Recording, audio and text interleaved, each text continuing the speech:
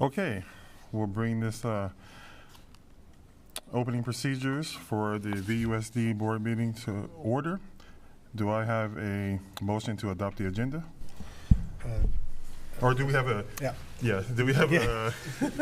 Mr. President, staff would like to amend item 14B1, which is the contract list. We're just going to remove item number 6, which is the architectural services for Cabrillo Middle School at this time, but everything else we would like to take forward.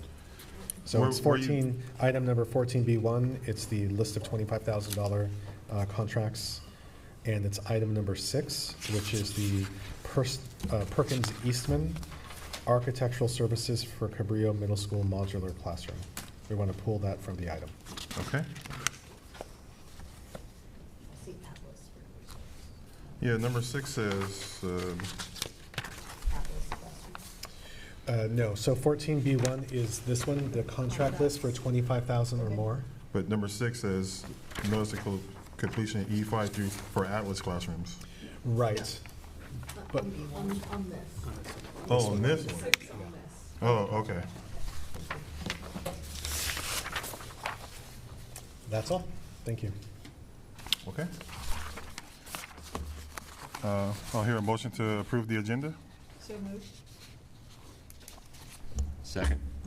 Thank you. Vote as follows. Trustee Dannenberg. Yes. Trustee Fredericks. Yes. Trustee Rodriguez. Yes. Trustee Forsythe. Yes. And Trustee Peterson.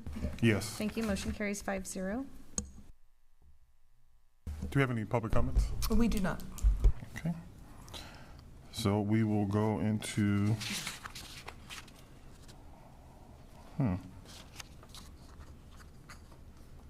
Yes, Okay. it's a closed session.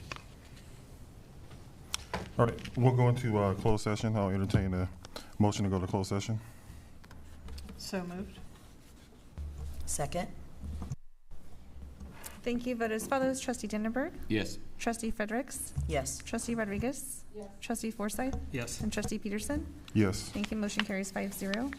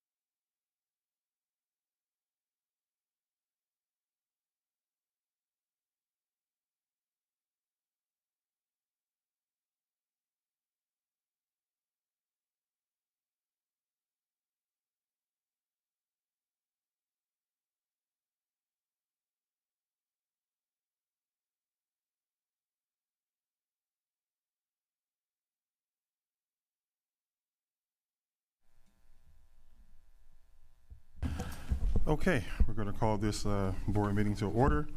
If you're able, please stand for the Pledge of Allegiance. I pledge allegiance to the flag of the United States of America and to the republic for which it stands, one nation, under God, indivisible, for liberty and justice for all.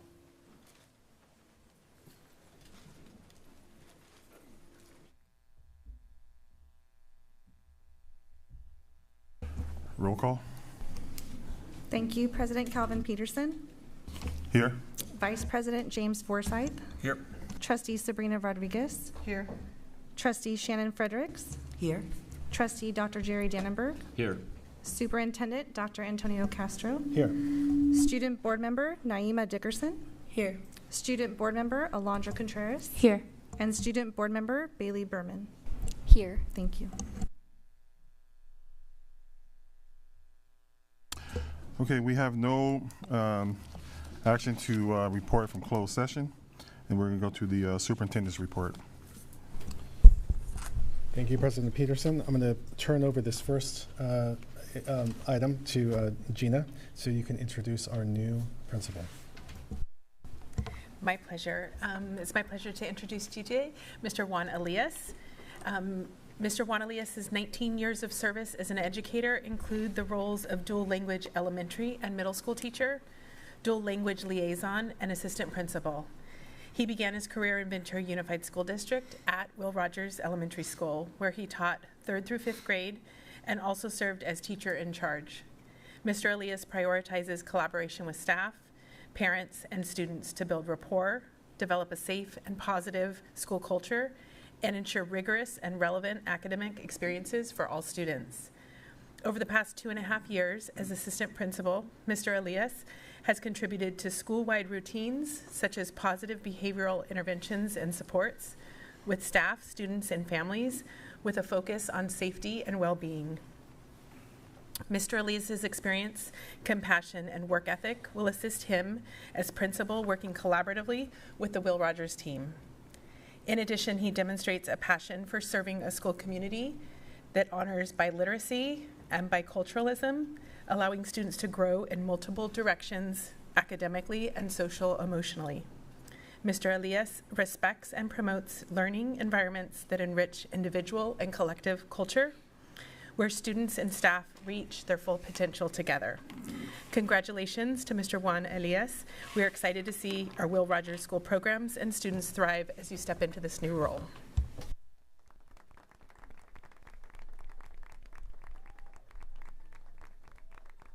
Thank you so much, and good afternoon. The mic on? Yeah. Thank you so much. Buenas tardes a todos. Good afternoon, everybody. I want to begin by expressing my gratitude and thank the Ventura Unified School District Board and Executive Cabinet with the opportunity to lead Will Rogers Elementary two-way immersion school of environmental science. It is truly an honor, and I am deeply humbled by your confidence in me. I believe that leadership is about collaboration and shared vision, and I'm excited to work with the Will Rogers community so we can continue to build a strong, supportive, and innovative environment for our students, our staff, and our families. I would also like to take a moment to thank my family, my wife Luz, and my daughter Alyssa and Clarissa, my sister Carmen, who is in attendance tonight, my other siblings, Lupe, Mary, Frank, and Alex, and a special shout out to my parents, Manuel and Maria Elias, for their unwavering love and support. Their encouragement, belief in me, and unconditional love have always been my foundation. También en este momento me gustaría tomar un momento para agradecer a mi familia, mi esposa Luz, mis hijas Alyssa y Clarissa, mi hermana Carmen que está presente en esta noche, mis otros hermanos que no están aquí, Lupe, Mary, Frank y Alex, y a mis padres Manuel y María Elias, por su amor y su apoyo, su aliento, su fe en mí y su amor incondicional siempre han sido mi base. Thank you once again for your trust and support. I am excited for what lies ahead, and I look forward to everything we will accomplish together. Thank you.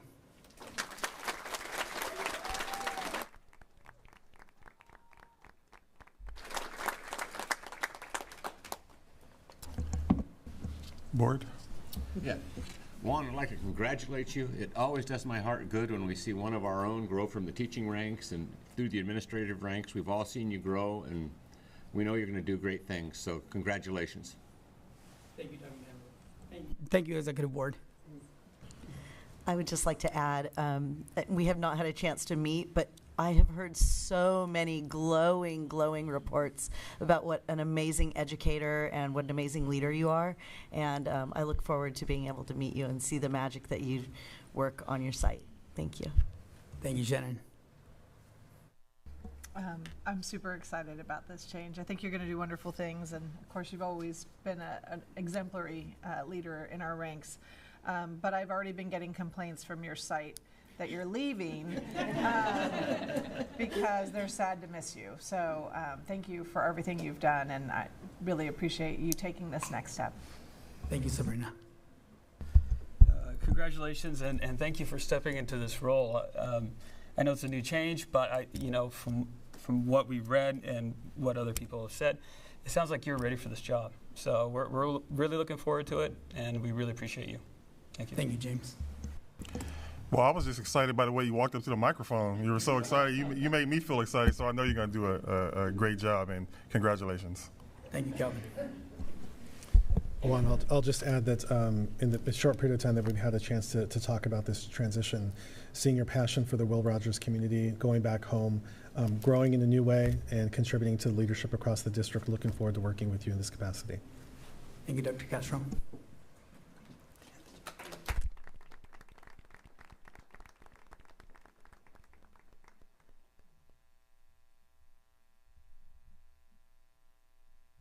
Okay. Next, we're moving on to gratitude awards. We have 3 to share this evening as we scroll through other individuals who've been recognized. The first is for Andrea Chavez, a school psychologist at Cabrillo. Ms. Chavez was nominated for unwavering dedication and tireless efforts to support the students, families, and staff of Cabrillo Middle School. She exemplifies professionalism and compassion, juggling numerous responsibilities with grace and a steadfast commitment to ensuring that every student's needs are met. What sets Andrea apart is her ability to remain calm and focused even during the busiest of times. They are incredibly fortunate to have such a dedicated professional on their team, and they're grateful for exceptional contributions. The next person identified is Tiffany Dyer, assistant principal at Buena High School. Tiffany is lauded for putting her heart and soul into making the school an amazing place. She's consistently positive, yet realistic. She follows through with communications, gives students and staff freedom to be their best selves, and is extremely hard. Her extremely hard work is noticed. We would like to thank Tiffany for all that she does. The next person is Nancy Cook, teacher at Balboa Middle School. Nancy Cook is noted as being an exceptional science teacher. Her dedication to students and staff is truly inspiring. She consistently goes above and beyond to provide support and create a positive, engaging learning environment. Her passion for teaching and commitment to helping others makes her an invaluable member of the Balboa Middle School team. So please join me in recognizing these 3 individuals as well as the others who've been scrolling on the screen.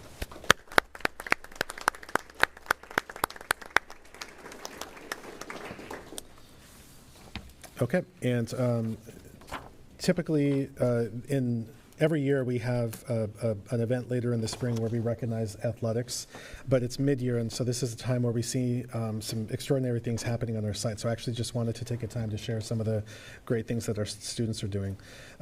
In the previous meeting, the board was made aware that we were extending middle school wrestling. The data was taking the lead on that. And so far to date, they reported as having 90 students interested in the district-wide practices, which is an extraordinary number just for the first offering. Moving on to the high schools that provided us some information, Ventura High School shared that girls basketball and girls water polo are guaranteed to go to the playoffs. Buena High School shared that the girls water polo tied for 3rd in Channel League play, and they're also going to the playoffs and are in the top 40 nationally. The girls soccer is currently leading the Channel League with 2 games to play. And the highest note here, Ryan Pedrosa became the Buena Wrestling record holder for the most wins and pins all time, which is amazing. And Foothill reported that girls water polo, basketball, and boys soccer and basketball all secured playoff spots on this league. So we'll see. We wish them well in the process going forward. Good luck.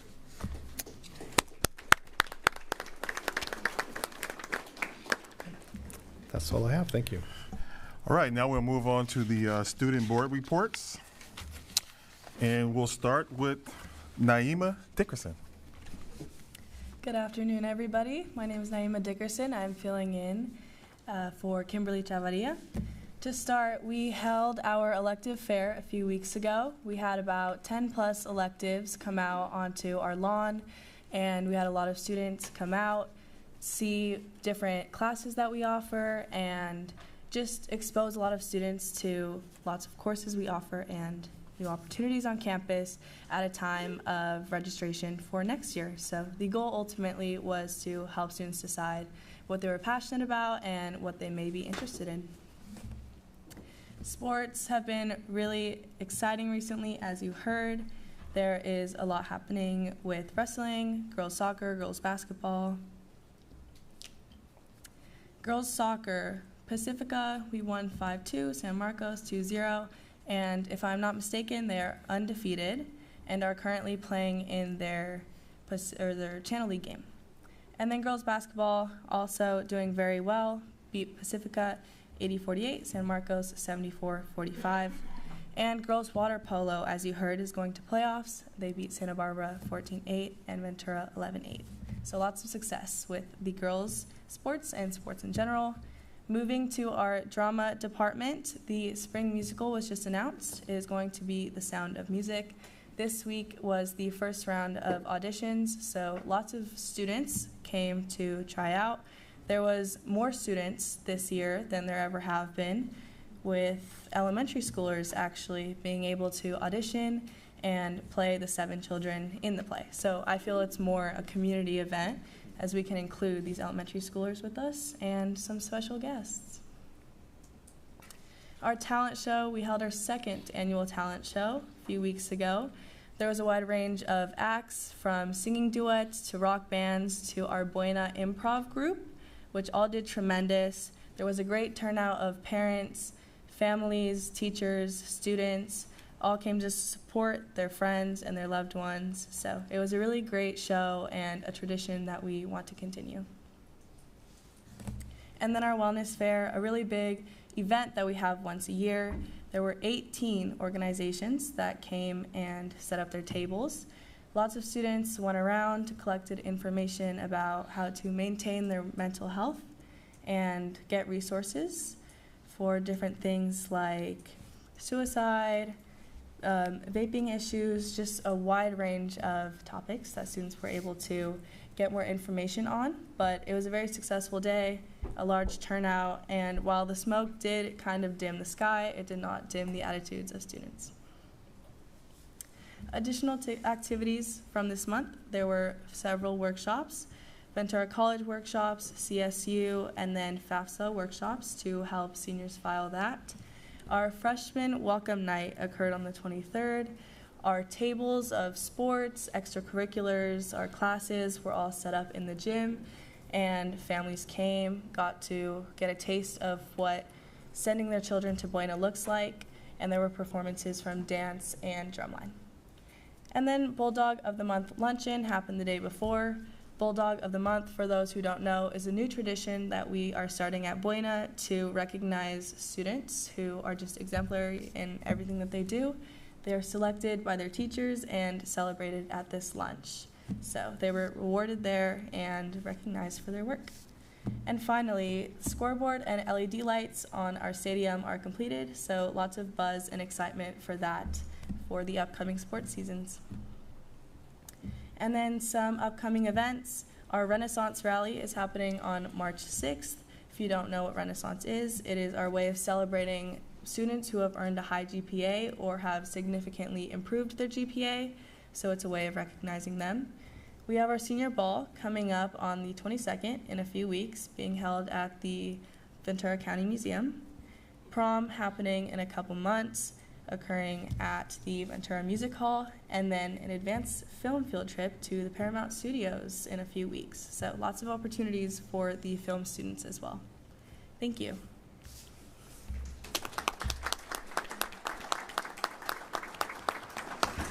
Okay, our next report is for Alondra Contreras. Hi, good afternoon, everybody. These are our Pacific High School highlights. So we started our semester strong with a sequel to the book called The Circuit by Francisco Jimenez, which the sequel is called Breaking Through. The memoir follows the story of the author and his struggles as a Mexican immigrant from Jalisco, Mexico. Throughout the book, we learn about Francisco's development in life and his love for school while living on his own with his brother after his parents were deported back to Mexico. While we read through, we gain a deeper understanding as learners about immigration and life living as an immigrant. Next up, we had our quarterly Renaissance Assembly.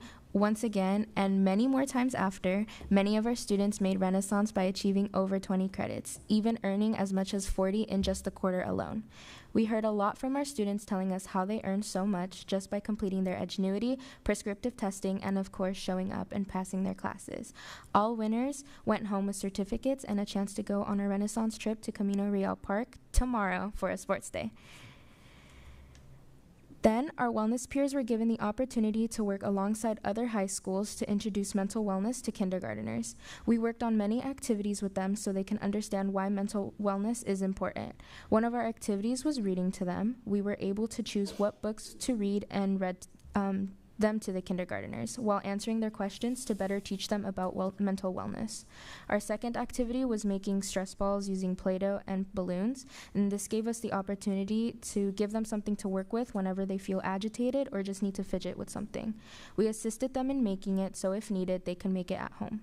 And our last activity was yoga and an obstacle course, and it taught them patience and relaxation, and the peers assisted them in these activities to show and educate these importances. Then, the month of January was Building Healthy Relationships Month. Our Wellness Center created this activity to show how important healthy relationships are with our peers. At lunch, students were given the opportunity to make friendship bracelets while being educated on the importance of healthy relationships.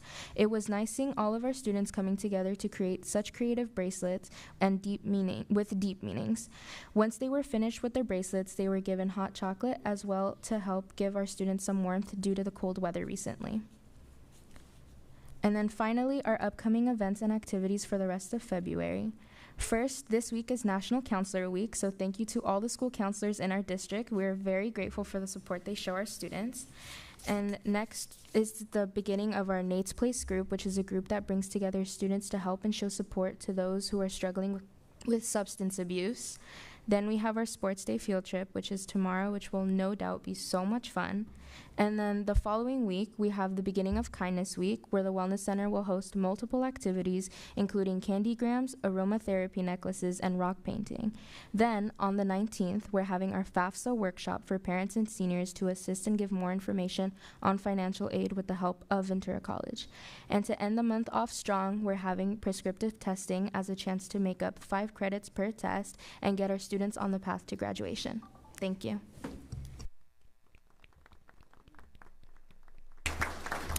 Next, we have Bailey Berman. Hello, everyone. Thank you so much for having me. Starting off, we have our Wellness Week, which took place of the 9th. Ventura High School ASB partnered with the Wellness Center, and it provided students with ways to prioritize wellness and mental health while prepping for finals. The Spirit Days included Pajama Day, Fun Sock Day, Toasty Thursday, and Class Colors Day. Students who participated in the days got fun rewards such as holiday socks, hot chocolate, and the opportunity to decorate slime. We also had a petting zoo, which was a huge hit. Next up, we had our Los Posadas event, which took place on December 13th, and we had a huge turnout of students, staff, family members, and community. The event featured traditional dancing, music, food, ofrendas that the students made in class. And this was only our second year of doing the event, and we are super excited to see it grow. From January 21st to the 24th, Ventura High School celebrated our Winter Spirit Week, which we deemed Snow Cow Winter. The Spirit Days included Beanie Day, Snow Cow Day, and Blizzard Out. We also had Anything But a Cup Day, which students were encouraged to bring any vessel from a drink besides a cup to be filled at lunch from a selection of drinks from lemonade to agua fresca. The Winter Spirit Week concluded on Friday with the Winter Rally, and all varsity winter sports were honored and given a chance to talk about their team and inform students on the upcoming games. We hired a DJ for lighting and music, which helped get students excited and engaged. And for the first time ever, we featured a live student band, which had a great energy and turnout. And we included new prizes, including donuts and crumble cookies. On Saturday, the 25th, our seniors enjoyed their senior ball at Spanish Hills in Camarillo, and despite some rain, the event had a great turnout and ran smoothly. The dance included a plated dinner and dancing, and all the students had a great time. On January 30th, VHS College and Career Center hosted their Resume Cafe, which is open for students to attend and receive feedback on resumes and advice for professional interviews, and they also got coffee from Lovewell for working hard on their futures. The sport highlight for the winter sports was our girls varsity basketball team, who are currently 27-1 overall and 14-0 in league, and we are excited to see what those girls do in playoff. And some upcoming events to look forward to at Ventura High School is our wind ensemble and symphony orchestra performance, which is a conductor from Spain, Oscar Navarro. And that's in our VHS talent show. Thank you.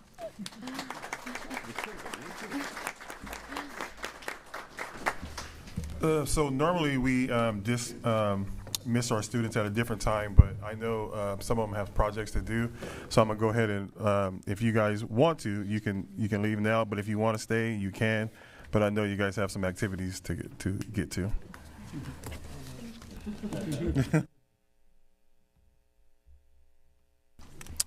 Okay, next we have correspondence. Thank you, President Peterson. On January 10th, we received a letter from the Ventura County Office of Ed having reviewed our first interim report. The third paragraph reads that they noted that the district has projected deficit spending in the current and subsequent fiscal years as the district is balancing its budgets by spending down available reserves. With declining enrollment and the loss of one-time restricted funding, the county notes that it's imperative that the district develop an action plan to manage its resources by adjusting staffing by March 15th in order to maintain a balanced budget and meet its future financial obligations. They note that plans to recalibrate staffing should be part of preparing contingency plans to allow for flexibility while reviewing its multi-year plan, MYP, and align expenditures with revenues at each reporting period, along with monitoring changes in enrollment. Okay, thank you. Is there any questions from the board on that correspondence? Okay, next we're on to public comment. Now, normally during public comment, can everybody hear me okay out there? Okay, so normally during public comment, we only allot 20 minutes for public comment, but we're gonna do something different tonight because I feel this many people come because they wanna be heard about an issue. So instead of just only doing the 20 minutes, what I'm gonna do, we have more people. The 20 minutes wouldn't allow everyone to speak. So what I'm gonna do is allow everyone to speak, but it's gonna be on 2 minutes so that we can hear from everyone instead of just using time and someone gets cut off, okay? So, because I think it's important that if you make a trip to the meeting that you definitely should be heard. So next we'll go to Mary Ann to read a statement. Okay, we do have one general public comment. Hold on 1 second here, I think. Sorry, typically to make that kind of change, you need a vote, right? No, I don't. Yeah, it's a board policy. So we're just extending it to the time because more people are here to speak than the 20 minutes allow. So we read the board policies and that I can make a decision to let everyone speak and just to reduce the time so that we can have everyone speak and go over the 20 minutes. You can have consensus. The board policy does, or the bylaw does, allow for discretion of the board president. Yeah, I think everybody, I think it's fair to every. Oh, okay. Typically, it has been a board vote to do that, but that's fine.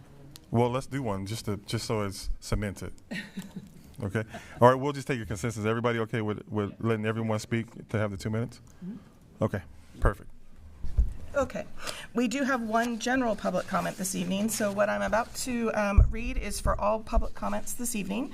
You will have 2 minutes to speak this evening. I will give you a 30-second warning, and the timer will indicate when the time is up.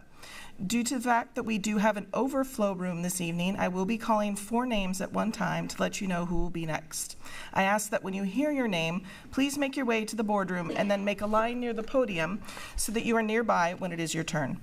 Before we begin, we would like to remind everyone that the governing board recognizes the impact that civility has in the effective operation of the district, including its role in creating a safe and positive school climate and enabling a focus on student well-being, learning, and achievement. The board believes that everyone should be treated with dignity and respect in their interactions within the school community. The board understands that the First Amendment provides strong protection for speech. However, the board does expect that all speech, expression, and action will follow the norms of civil behavior on district grounds, in district facilities, during district activities, meetings and events, and in the use of district electronic and digital systems and platforms. Please remember that this meeting is streaming live, and we do have students that attend and watch our meetings, so please keep language as respectful as possible.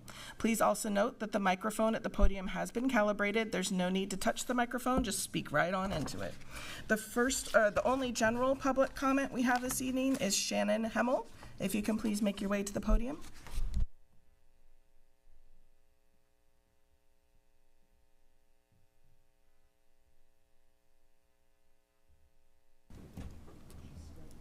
Is she in the overflow room, or? Amy, can you please see if she's in the overflow room? Nope, she's in.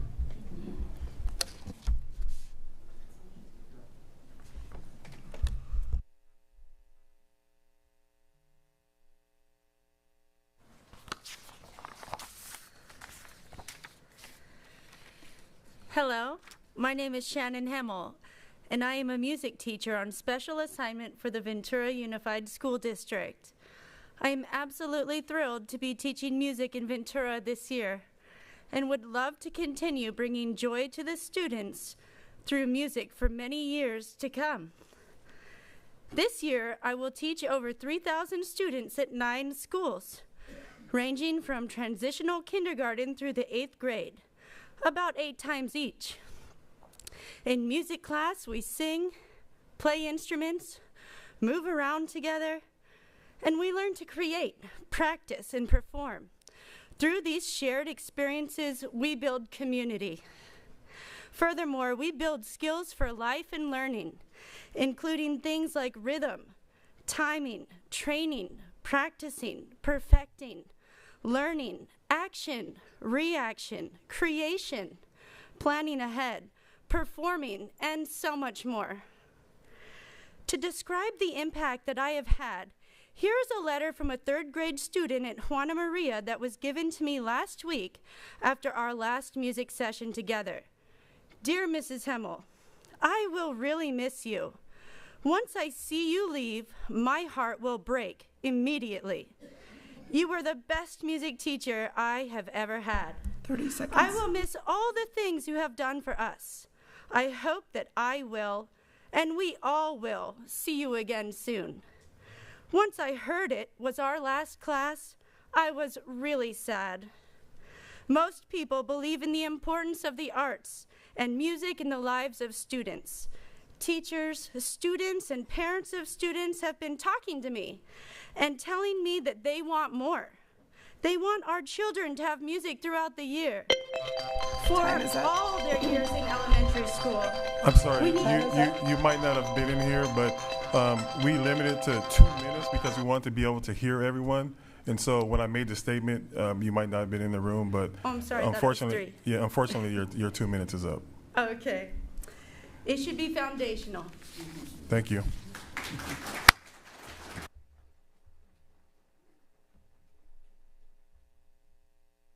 Is there any more general public comments? No, there is for 14A1 when we get there.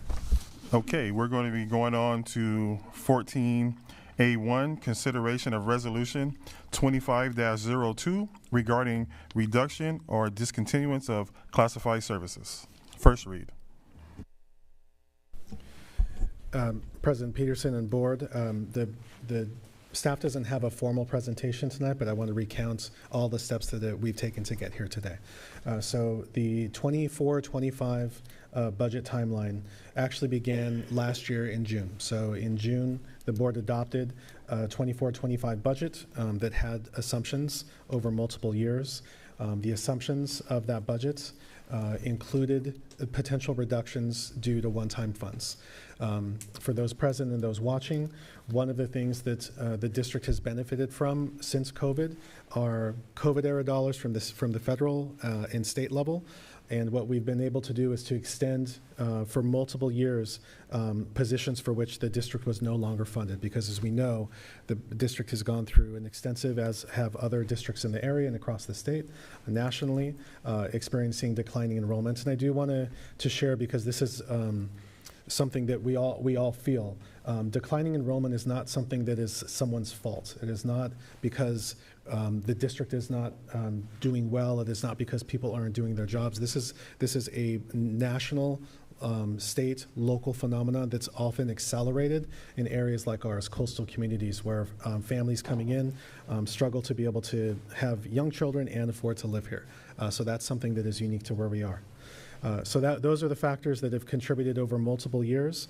The district, as you know, is at the end of our one-time dollars, which is most recently associated with the Learning Recovery Emergency Block Grant, LREBG. We've been using that terminology for a long time.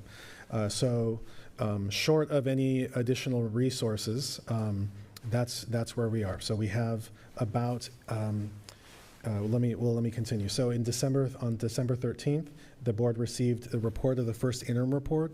The county correspondence is based on that first interim, which effectively stated we need to be in a position to, we need to be able to continue to think about reducing expenditures and positions. As a result of the first interim financial report on December 13th, the board held 2 special board meetings. January 7th is a budget study session, and January 21st was another special board meeting for budget study session. At that second budget study session, there was board consensus directing staff to target $8.7 million in reductions.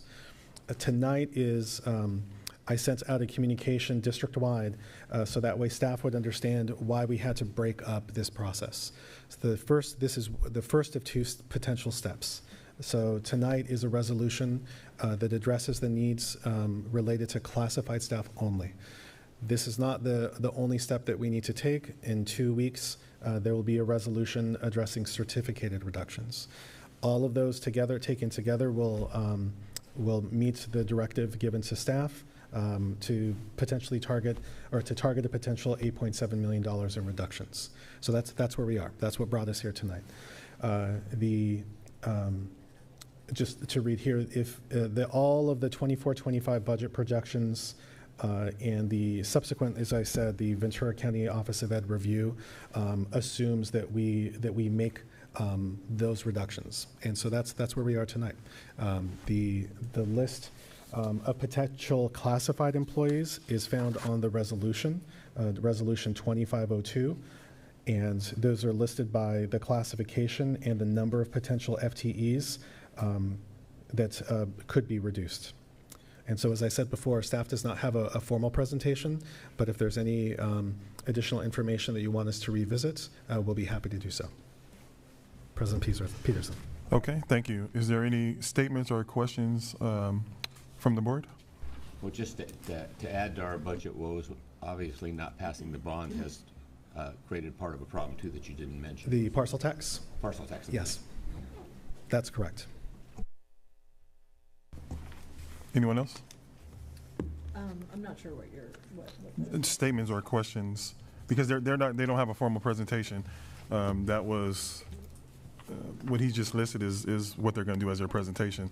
So now I'm just asking, is there any statements or questions from the board? And Jerry's already done his. Shannon would be, if you had one, you'd be next. I would just like to hear public comment, and I reserve the opportunity to make further comment after that. Okay. I have concerns about the graphics positions that are listed in the list. I'd like to know more about the potential cost savings or lack of cost savings regarding those eliminations. So I would like more information about those. James. I have some questions about the Para 1 position and how how the school sites will be funding that. Okay, I too concur with Sabrina about the graphics technician position. And with, do you have anything else, Dr. Castro, before we go to public comment? No, only that we can start responding to the board questions and then go to public comment, and then we can come back for deliberation, so that way you have some clarifying questions. Typically, that's our process. The board asks questions, we'll respond, we'll go to public comment, and then we can come back for board deliberation, if that's okay, because we can respond to 2 of these right now. Oh, if you can, okay. Yeah. I wasn't expecting you to be prepared to respond to them, so we'll let you respond. So I'll start with the last question first. The first thing to remember for the board is that there are distinctions between para positions that are tied to students with disabilities with IEPs and other positions that could be funded by a site budget. So I just want to share that any reductions to even para positions that are assigned to a classroom or to a student with disabilities, regardless of what those reductions are, we are mandated by law to provide services that are required through an IEP. So we have lots of reasons, which I'll ask staff to share about the specific reductions proposed.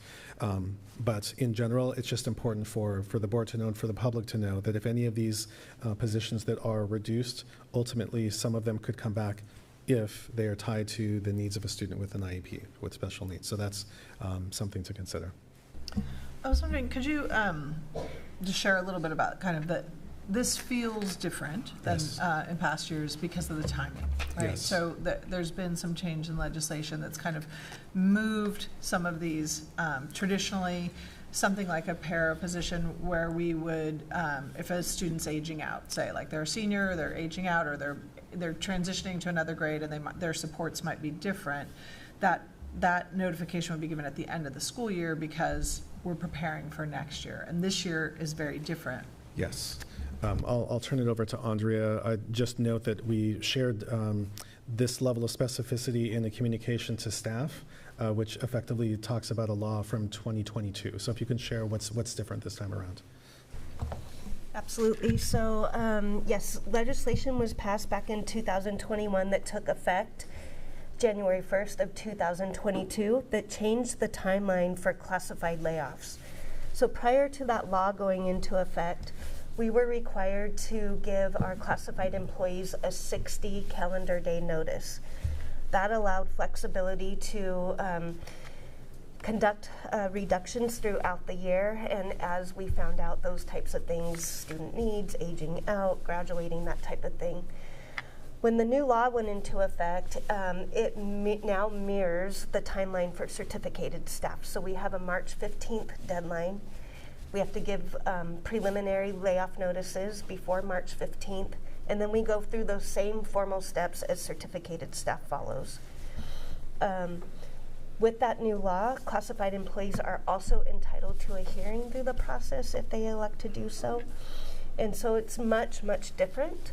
And this would be the first time that our district is experiencing this new timeline.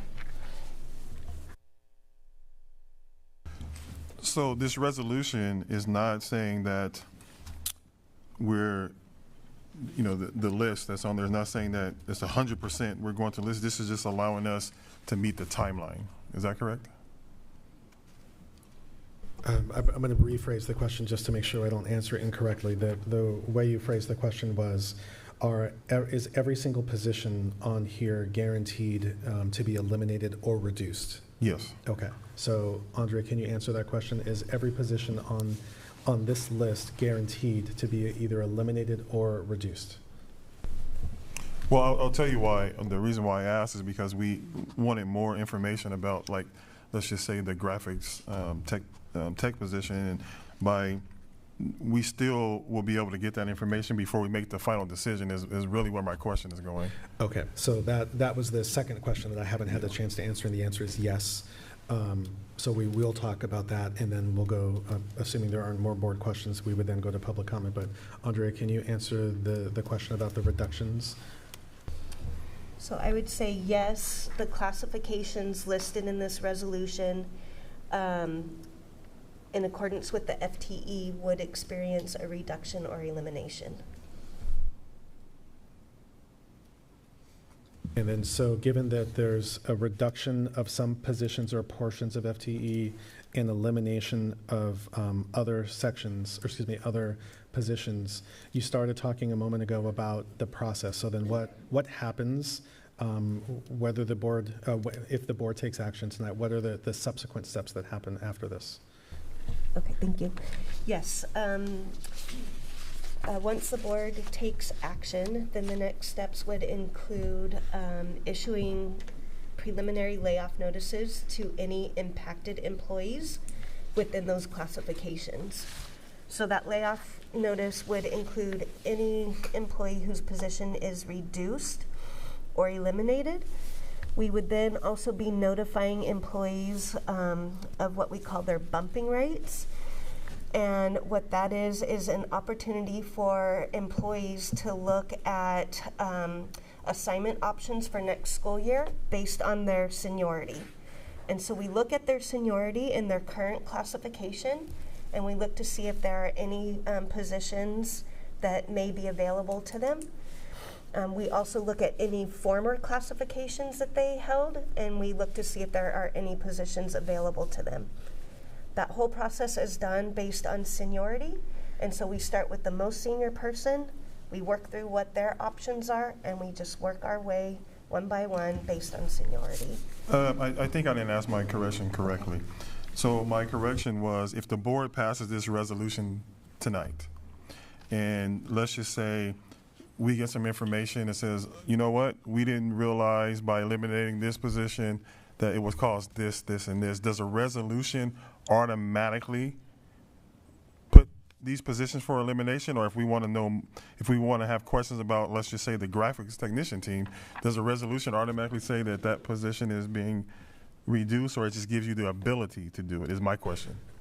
So yes to both. If the board were to take action for any of these positions, including graphics, then it would put into motion everything that Ms. Crouch was just talking about. That said, we still have a conversation, so I need to answer the question. We take public comment, the board deliberates. And then, Anthony, can you share about what happens if there isn't agreement on any position? We'll use graphics for an example, but any position. So with any position, after the process needs to start because we have the statutory timelines. It does not prevent the board from later on in the process to either change its mind, rescind the notice, rehire. I mean, so there are options even after the board takes action. This is just to make sure that we have followed the timelines and identified all the areas that the board has previously identified to reduce. So, but it doesn't set, it's not set in stone until, well, it's not even until, it's the board still can rescind the notices and make prior to the end of the school year. Just for clarification, we also have the option of approving an amended list, correct? There is an option to approve an amended list, but one of the board's priorities is to make sure that all employees who are affected are spoken to and given the opportunity to go and find out what their options are. So the reason that the resolution is on this particular agenda for today is so that it provides us the opportunity to meet with those employees that are affected prior to the date that we have to provide the notice, because the people who are the positions right now and the people who are may be affected with all the bumping, and we will not know who the actual person is until after all those discussions have happened. So that gives us the opportunity to have those discussions early in the process, so we're not rushed, and we actually can meet and have that discussion with every affected person. Yeah, so the reason why I ask is because I just want people to understand that we're not taking this lightly. Like, every board member is doing their due diligence to make sure that we're making the right decision. And the reason why I asked the question is because as we're doing this individually every day, and because we can only talk about it together when we come to a meeting. So I just want to make sure that you said that it's not set in stone, that if something comes up, we can take action to correct what was on here. That was the reason for me asking the question, is that this is just, these positions are not just set in stone for elimination, or right now they are. Well, they will be. I mean, it provides the district with the ability to move forward with the process. Now, later on, can you make an amendment? Technically, yes, but that puts the district, the classified department in a very tough position to have those discussions that are also a priority, because you really cannot have all those discussions until you know exactly what FTEs you're eliminating because of the bumping process. Because unlike certificated, we have to look at each employee's work experience in the district in other classifications. So they have the option not only to bump in the classifications of which they're in, but also any other classification that they may have worked in prior. As long as they have the seniority, they can bump in as many classifications as if they've worked. So if someone, for example, has started out as a campus supervisor and then goes to a para and then goes to a para 2 or a para 3 or an administrative assistant, we have to look at all those classifications. So it's just not one classification, it's all the classifications. And until we know all the FTEs that we need to consider, we wouldn't know. We won't know what the bumping is, because those later amendments could affect that. What's already been done. So Anthony, if I could just ask a clarifying question. One of the things I hear you saying is that we could amend tonight, but we would need to know, it would need to be very limited, because that way it's what you're talking about, knowing all the bumping, that if it were something that we could determine that, okay, yes, that still works, the board could approve an amended version tonight. Thanks for the clarification. I probably went too far in my other explanation. Yes, if you want to amend it tonight, as long as it's an elimination of a category, fine. Once you start adding, well, maybe not this, but why not this? The whole point of the Brown Act and a public meeting is to make sure everyone has the ability to comment on what is before the board. So if you put something on there that wasn't on there, and nobody, that person or that group of people or that individual who wants to make a comment on it, they wouldn't know because it wasn't posted on the agenda. So an elimination of an item on the agenda or on the resolution would be okay, but adding something to replace it that's not already on the agenda is not. Does that make sense? Understood. Is there any other questions about that part? I had a question just about the paras. So we don't know which students we will have in our seats in the fall. So how do we know which positions can be eliminated?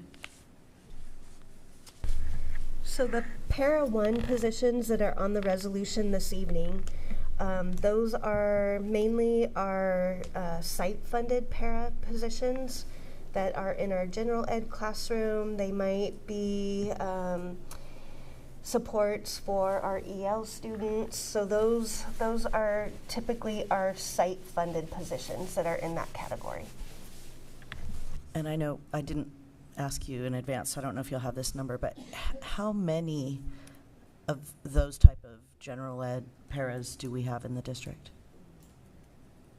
We could answer that in a bit. Thank you.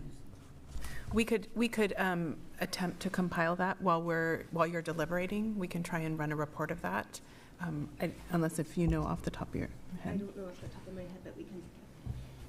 And then just a follow-up to that, I noticed later on in the agenda, we did have some I think it was level 2s and 3s that are new hires.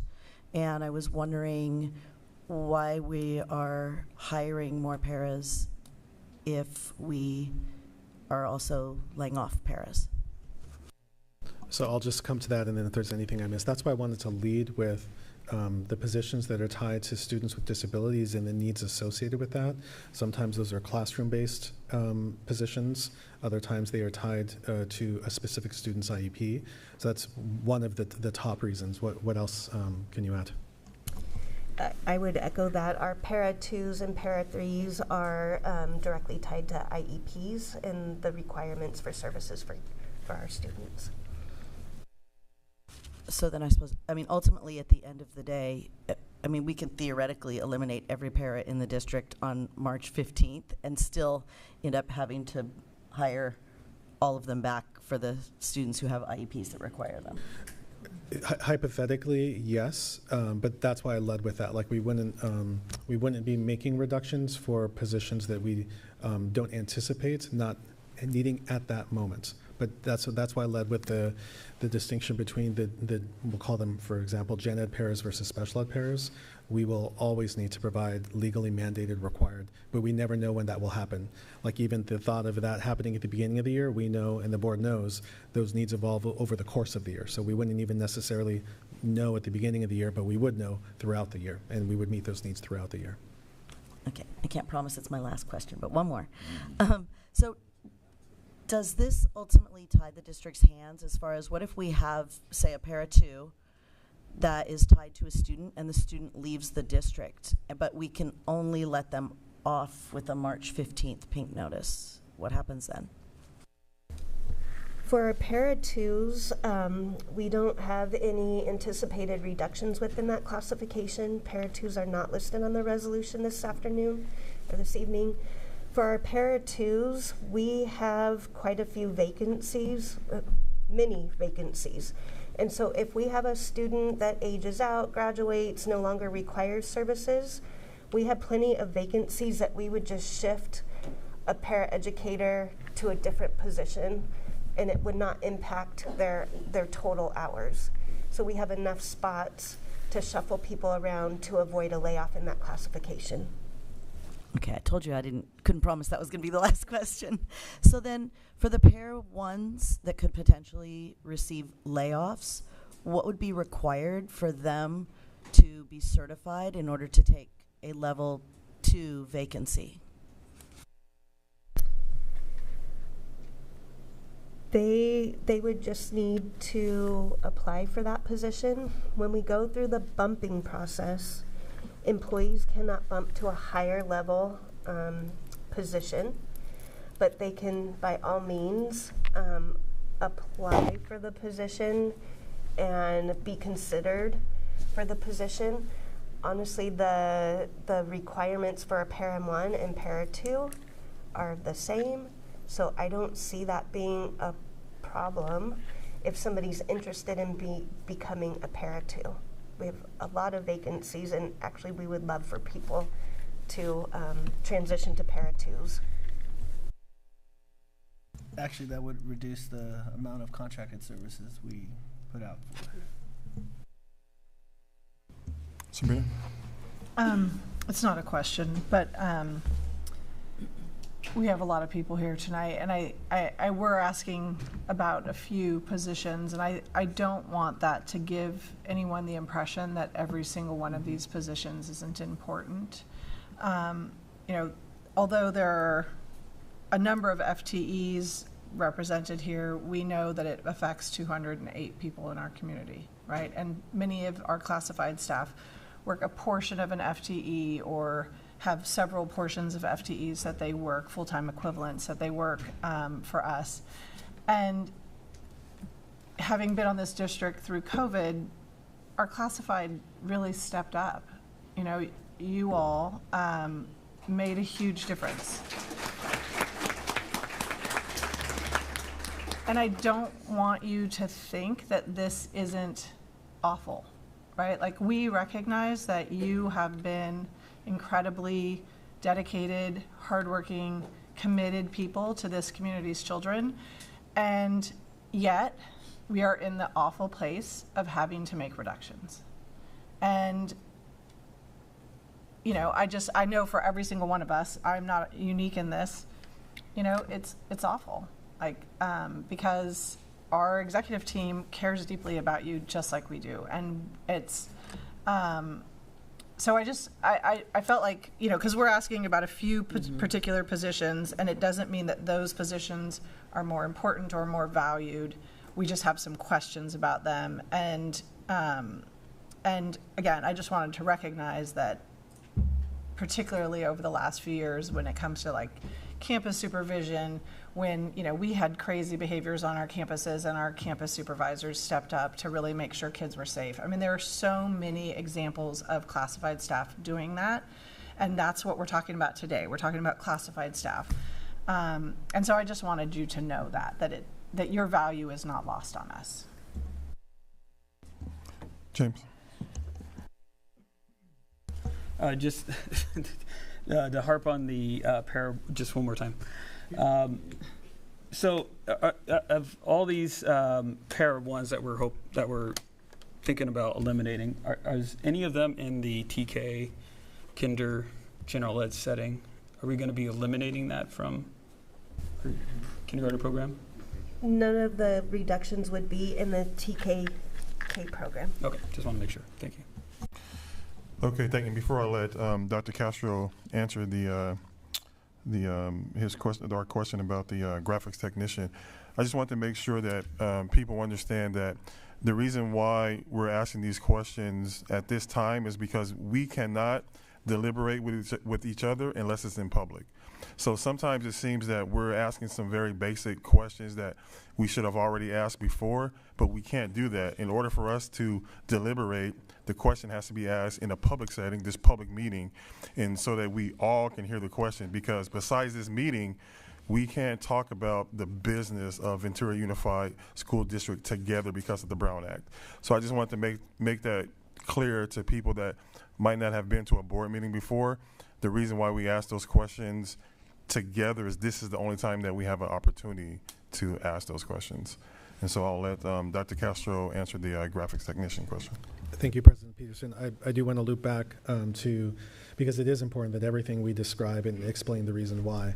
The question that was just asked about the TK positions, I think it's important for people to say why. That's a statutorily required ratio that's required in TK. So Gina or Greg, can one of you speak to what the requirement is in TK specifically? Yes, I'd be happy to. So currently the ratio is 1 to 12, and next year it will be 1 to 10 ratio of adults to students in a TK setting. Thank you very much. And so again, I want to reiterate that when we're required to do something by law, we have to do it. And that's another example, although not special ed. So coming to the question of the print shop, I'm just going to approach this in 3 levels. But the primary assumption of what I'm stating assumes that in any of these areas that we continue operationally as we are, and that it wouldn't be regardless of what action the board or doesn't take, we will be looking at all these things operationally, because we may need to fundamentally approach how we do business with fewer people in some places. That's just generally what's going to happen. So regardless of what action the board takes, we're going to be revisiting how we can continue to function. So I just want to say that first. But for the purpose of my answer, I'm going to be projecting the fact that that's just assumed that everything stays exactly the way that it is.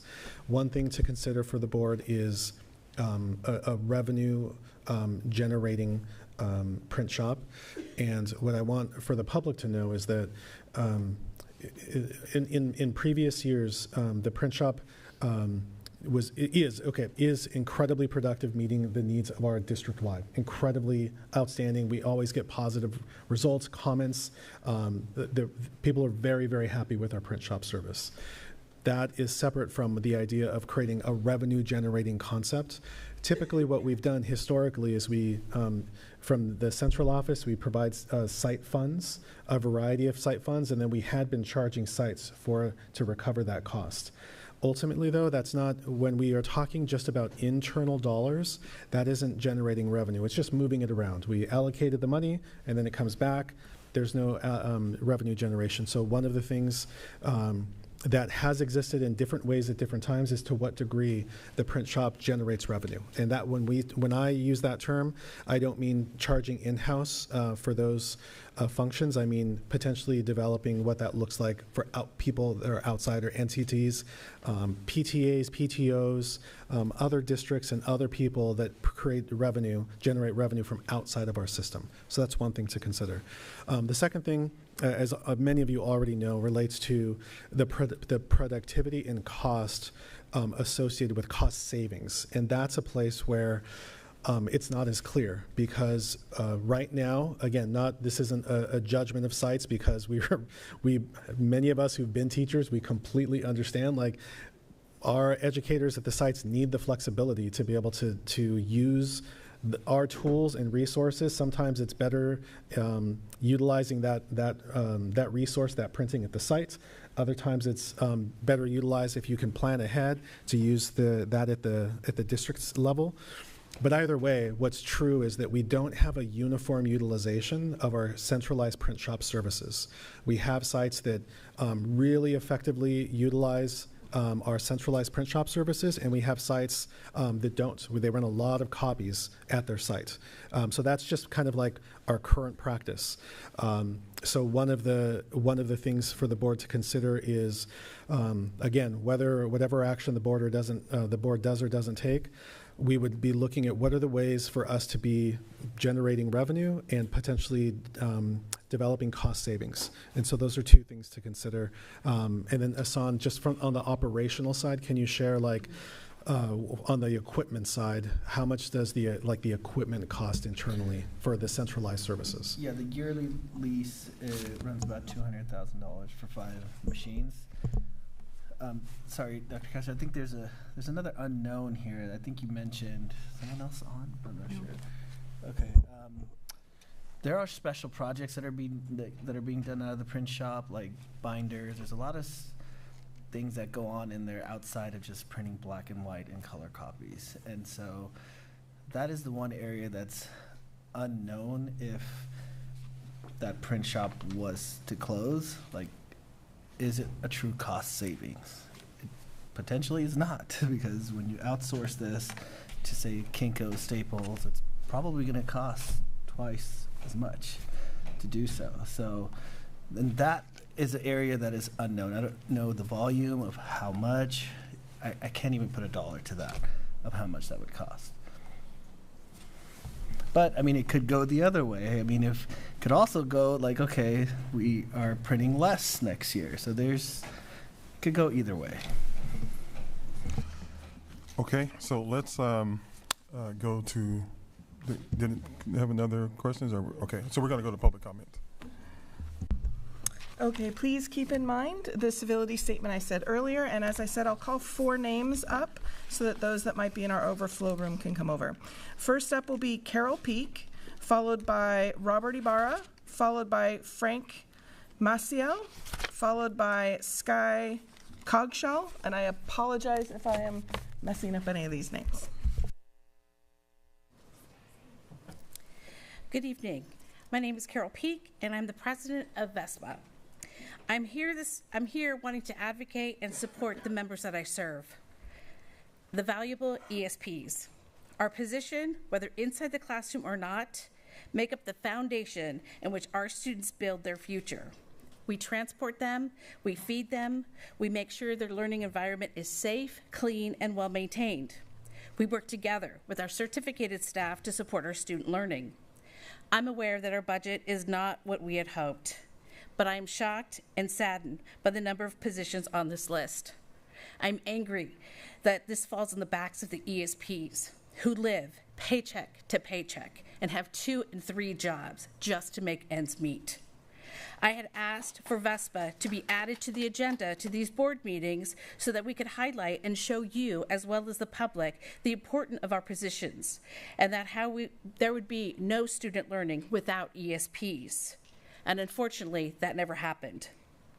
When I knew reduction and layoffs were definite, I had asked for informational meetings for all ESPs so that we would understand the budget and knew where we were coming from. Also, those meetings did not happen. But lastly, I had asked for compassion and thoughtfulness to all the members who would be directly impacted.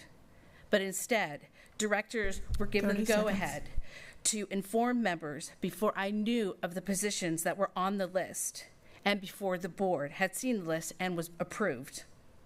That does not show me or the members that I serve that we are valued or respected, nor does it show us empathy for taking on the burden that we didn't cause. We had made great strides to mend relationships and build trust, and to have that broken once again. We deserve more.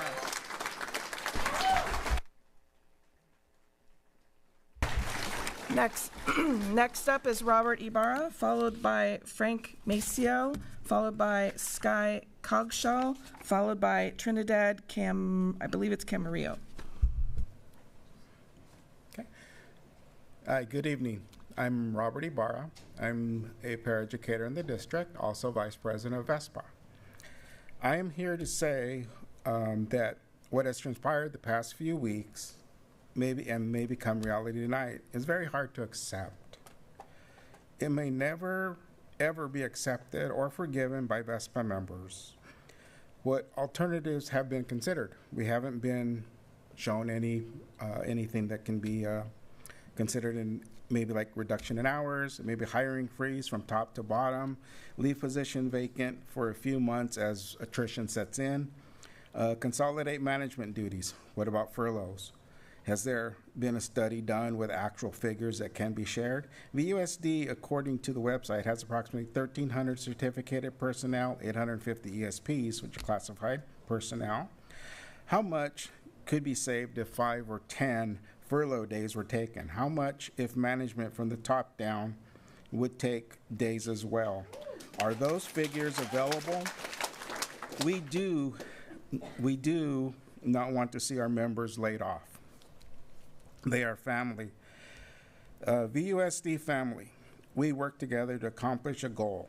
That is to be the best for our students so that they can get the best education in a safe environment. Our students call these family members of our friends and 30 family. seconds. They trust these people, and so do their parents and guardians. They confide with them. They reach out to them. It's like spokes on a wheel. The tire are our customers, our students, their parents, and the public. When one spoke is missing, the wheel tends to start a small wobble. 2 spokes, more wobbles, 3, 4, and so on. It is not a smooth ride. When enough spokes are missing, then it's not capable of a smooth rotation. Do we want to be a wheel full of spokes, or is VUSD okay with removing the heart of a fine, smooth, rotating wheel? Okay, thank you.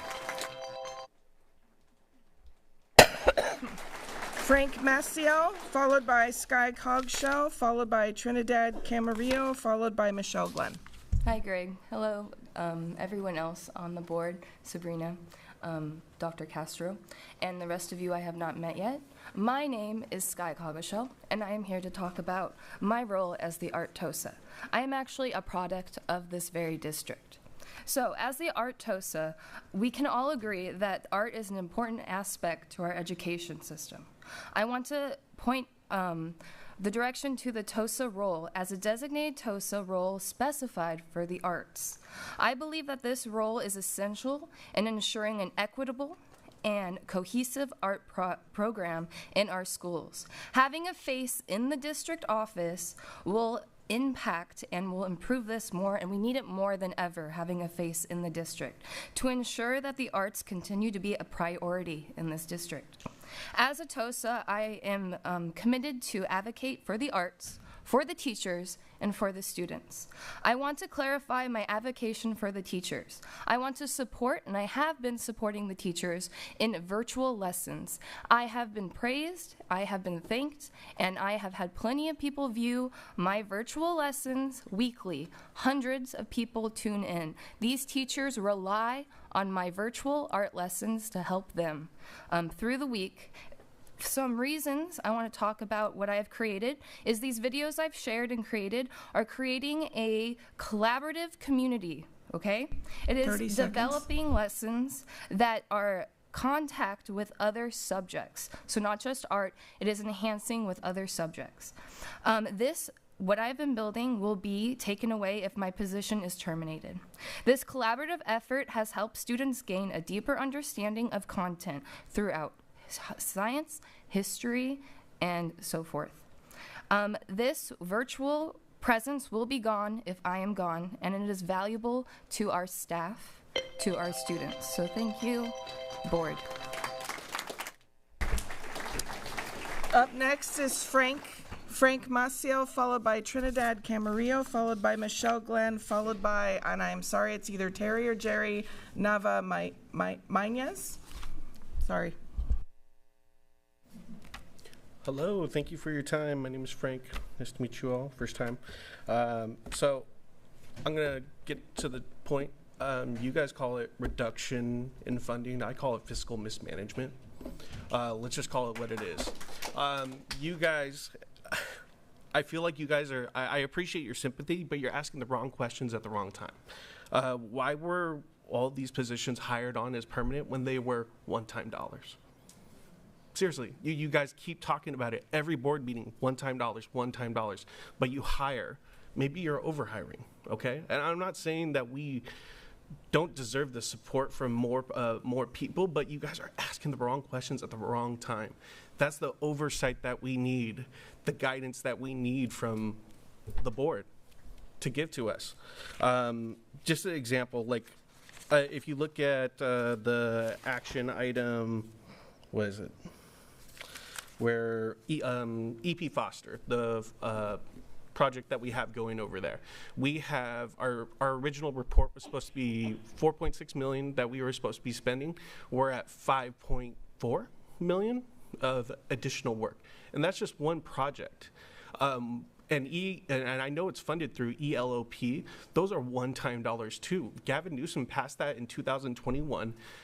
It was only a 5-year program. What happens when those dollars run out? You're going to fire more people? It's getting ridiculous. Like, you guys have to ask the right questions and make good decisions for not only you, but for us as well. Like, on the board, it says we demand excellence of ourselves. I don't see that. Honestly, I see it from this side. I do. If you look at your board priorities, build on VUSD strength. You always say it, we are the strength, but we're getting cut. Thank you.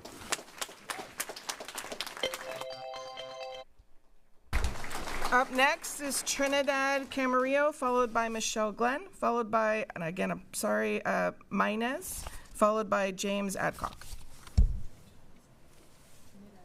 Trinidad is next. Okay. Good evening, everybody. My name is Trinidad Camarillo, and I represent the Grounds Department. I just want to say, I know it's going to be hard times and hard for everybody, and you guys hire people when it's, probably you guys know what's coming, and I'm so sorry for the one we're going to let it go. But the 2006, if I not kind of remember, was the furlough days before the laid off people. And I don't know if that's the choice, so that's something that you guys can consider to do it. And you know what, because we're gonna need a lot of help, especially, you know, those hard times with the other people, the fires and all kinds of stuff. So it's really hard time for everybody to let people go. I feel so sorry, and I'm glad to you guys give us some help, you know, but at the same time, for the people that are going, they're living, that's gonna happen, you know, to families, the kids, especially the kids.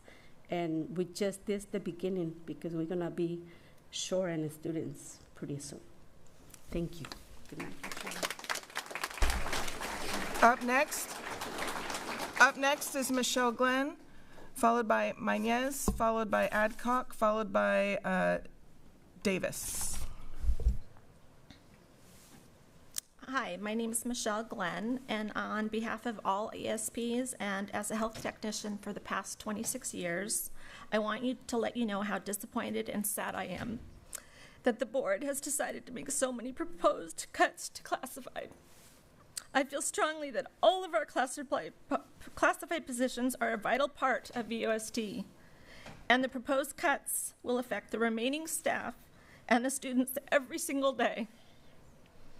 If those proposed cuts happen, I feel strongly that health technicians are an integral part of each school to keep our students safe and cared for. For example, if my health technician hours are decreased to 24 hours, which is what it's slated to do, from the 28 hours that I have been doing the last 2 years, and that's not counting 8 hours for COVID, that will leave the health office every single day open, empty for 1 extra hour a day, which that is going to fall on our office manager, or the health office will be closed, which of course that's not going to happen. So the office manager will then have to cover it while she is doing her regular job. Another example is if you cut the ESSA hours, which is based on the enrollment, all of the clerical and attendance work will fall on the 8-hour office manager. And that's not right, and it's not feasible. 30 seconds. The first I heard about these proposed classified cuts and layoffs was just last Friday, so I checked the agenda and saw all the proposed cuts. I guess my big question is, you really need to listen to us. You need to come out to our sites. You need to see what all of these classified positions are and what they do. Thank you.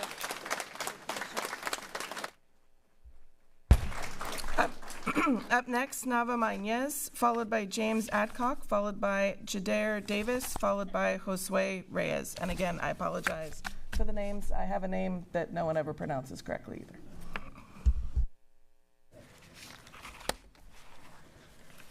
Good evening, everyone. Hi, my name is Jerry Nava Mañez. I am a paraeducator too at Ventura High School. I've been there 19 and a half years. I'm also a director at large with my union for about 6 years, give or take.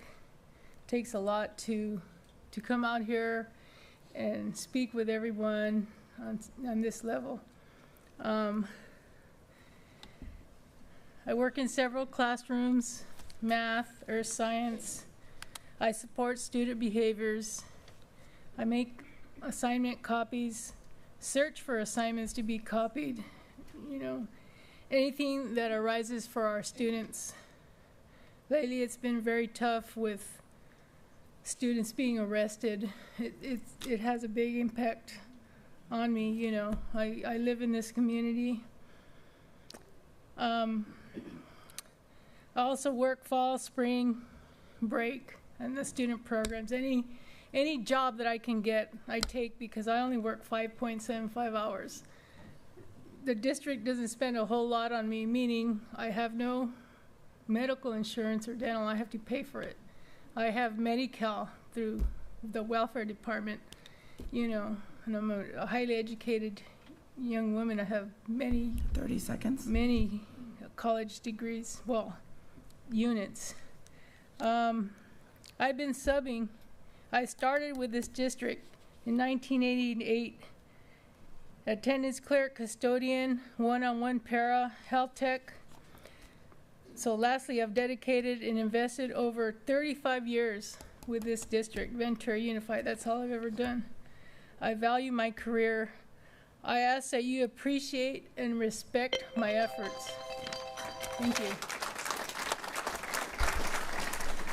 We've got James Adcock, followed by Jadair Davis, followed by Josue Reyes, followed by Michael, and I apologize, the writing, it might be Peterson. Patterson. All right. Hi, my name is James Adcock, and I work at facilities. We got the information last Friday that we're going to have several cuts made to our staff and that we would be contracting out work in order to save money. I would like to give you some information that will hopefully give you a little food for thought before making any cuts. Let's start with grounds. We have 360 acres which we maintain, and we have 20 staff members to do that. Because we've already made cuts in the past, so that we're down to 20. And that equals 18 acres of area per staff member to maintain per week. So, sure, we have declining enrollment, but does that mean we should also decrease our safety standard? If the grounds are not maintained regularly, we will have safety issues. We need to be sure that any emergency vehicles are able to get in and out of areas quickly and safely, as well as trades. If there's any leaks or any problems like that, we need to be able to get in and out of there quickly and safely. 20 will make that pretty much impossible. Trades, we're also dealing with the same thing. We got to keep those areas maintained. We handle the HVAC filters, just for an example. If the cuts are made and this is contracted out at a cost of over $500,000 per year, and at this time, because of the 30 bond, seconds. we're doubling the amount of units we currently have, and so that's going to, in turn, double the cost of that maintenance. So typically, contractors cost 3 to 4 times what we do. So for future work, that doesn't make sense, that we're going to go deeper into the hole if we contract out the work, because we're just going to be just paying through the nose. So, all right. Jadair Davis, followed by Josue Reyes, followed by Michael Pedersen, followed by Oscar Gomez. Hi, my name is Jadair Davis. I have some handouts for you all. I've been a health tech at Atlas, the TK through 8th grade plus EIC for a couple years now. Previously, I was at Juana Maria for 10 years and Balboa for 3 years. I first want to thank each and every one of you for all you do for our schools, our students, and the staff. My heart goes out to you for all the unpleasant tasks you must face during the crisis budget. We know dealing with layoffs and reducing hours is awful, and each person who works with VUSD is special and much needed. The proposed change in health tech hours for the elementary schools next year is going to make accomplishing everything we need to do pretty tough for some schools. Perhaps it would make more sense to allocate health tech hours and nursing support based off student populations rather than grade levels. For example, Atlas has a population larger than 2 of our middle schools, but operates with less hours and 2 less days of nursing support each week. Possible solutions would be to designate it as its own, or possibly restructure the hours similar to like the ESSA positions based off of population and attendance versus just the TK through 5 or TK through 8 or middle school, high school, because every school kind of is unique in its own way. Thank you.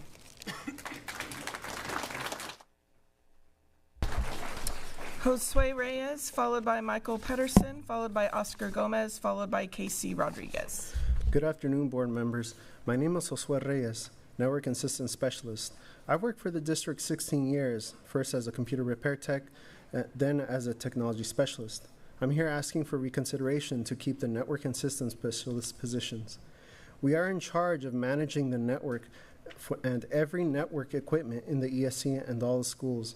Our job is to make sure all staff and teachers and students have reliable wireless connections to your devices, to establish reliable connections such as HVAC systems and the new door system, which includes security cameras at all schools.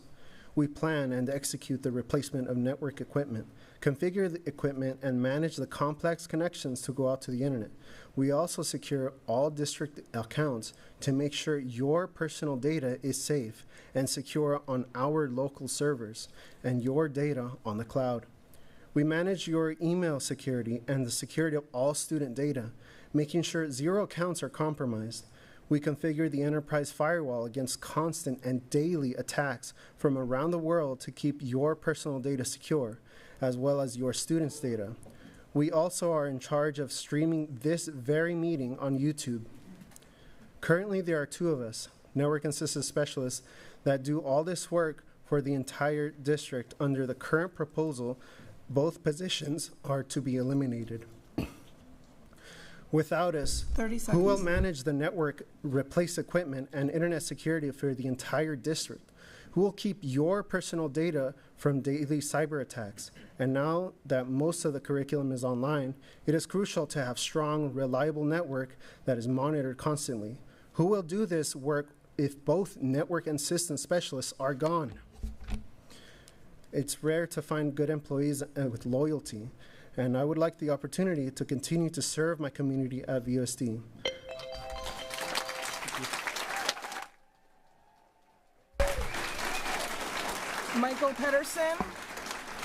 Michael Pedersen, followed by Oscar Gomez, followed by Casey Rodriguez, followed by John Gustafson. Hello, hi.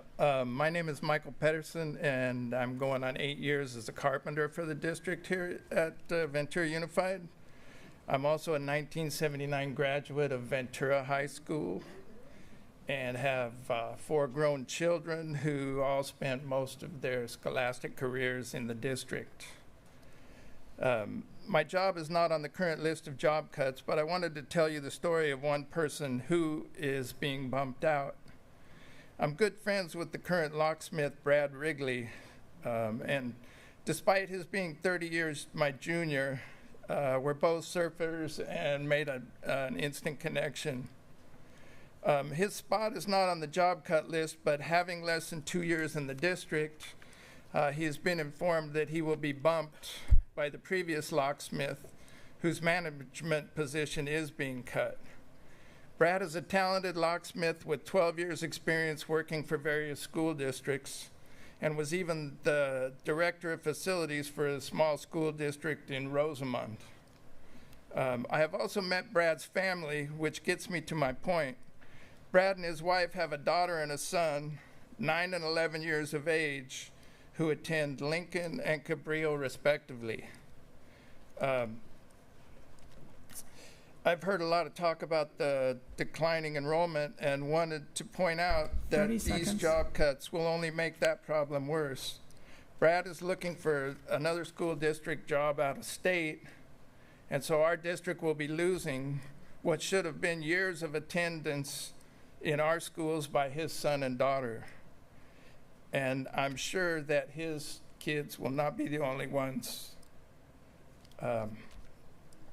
So I just think it's a shame that we're unable to support beautiful young families like Brad's, and that so many are being priced out of the beach town upbringing that many of us enjoy. Thank you.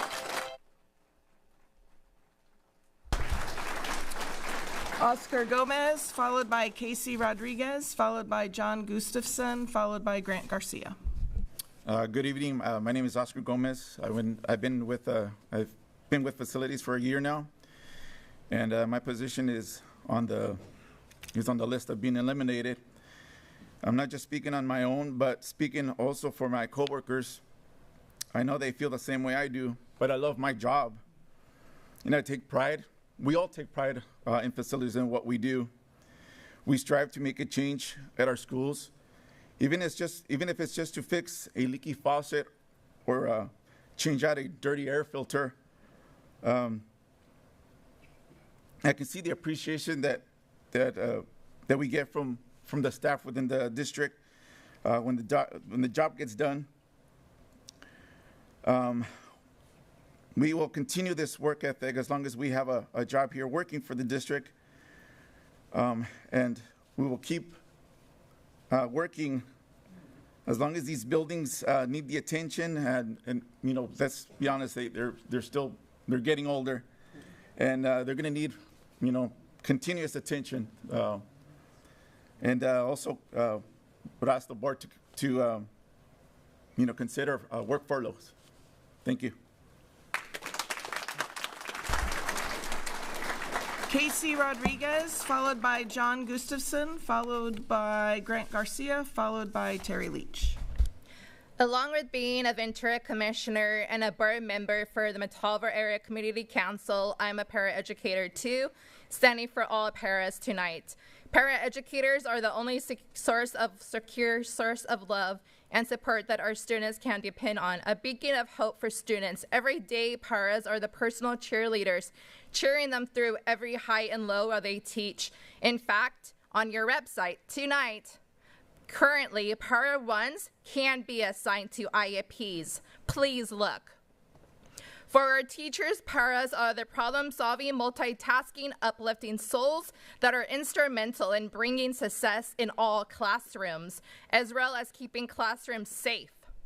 Behind every great teacher, there is a greater para. For our parents, paras are the reassurance they need to achieve success within their work hours because they know their child is safe, allowing them to achieve their daily best. Para service provide on a daily basis immeasurable. For this board to truly live their mission and vision statement that we can all read, it is crucial that we keep all para educators in the classrooms. Our students desperately need our love. They need our guidance more than ever. I cannot describe in words how 30 seconds. Terrible it would be for our students to know when they come to school that their paraeducator is no longer in that classroom. We are that one source. We outweigh the love and support from any teacher. We are the ones that are standing with them every single minute. With these last few seconds, with the movement that's going in the streets, I ask everyone, please teach your children, your students, their amendment rights. Thank you.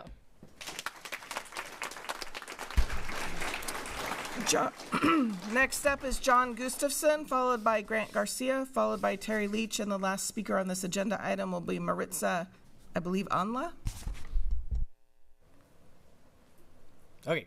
Hi, everybody. I'm Johnny from the shop, John Gustafson. I'm terrified to be up here. You know, when you're younger, they always say, just think of somebody naked in the crowd and go from that. I was informed from HR that I'm not allowed to do that. So I'm picturing myself, which does not help the situation. Now, this sucks. I do not envy you guys right now having to do this. But after listening to Andrea and a bunch of you guys talking about the para situation, if I can make a couple of recommendations, perhaps, rather than laying off all of these para ones, which you're most likely going to end up having to do anyways, maybe offer them some training in the meantime before they're laid off for the para 2 position. You know, so that way we can fill it with our own, not have to, you know, bite the bullet, so to speak, on that. Also, when you guys are issuing out new jobs that are funded for one-time money, put an expiration date on it so that way people know what to expect. Because a lot of people in here that are in that situation, I would imagine, didn't see this coming. You know, and they're shocked. They're terrified, probably more so than I am right now. So, with that, I'll yield my 30 seconds. Thank you.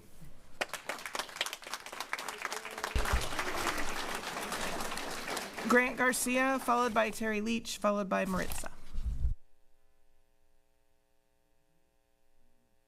Can you guys hear me? I came to speak tonight to explain why I think it would be a mistake to get rid of the network team at VUSD. Really all technology positions. I don't understand too much about the graphics shop, although I understand it stays very busy. And I also don't understand really the ins and outs of the data team. However, I can say they've been putting painstaking work the last 2 years to sort out years of mismanaged student data, and they are in the midst of a transition from Q to Aries. I understand that these positions were chosen because they're in theory furthest from the classroom. However, I think especially for the network team, that's the furthest from the truth. Devices like Promethean boards, teacher laptops, Chromebooks, or iPads are a necessary part of learning nowadays, and they all connect to the Wi-Fi. Phishing has been a growing issue in the last few years, and we've been trying to correctly adjust, correctly react. And if we get rid of the network team, I'm telling you right now, I don't think there's a way we can do that. To put it simply, I think technological infrastructure is more complicated now than it was, and I've seen this department without much of a network team, and it's likely to be worse than before, in my opinion. 30 And seconds. furthermore, I do think getting rid of the network team would put a strain on classroom minutes. Thank you.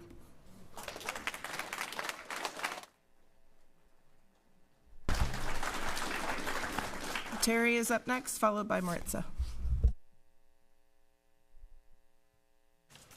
Good evening. I'm Terry Leach. I'm with the Technology Services Department.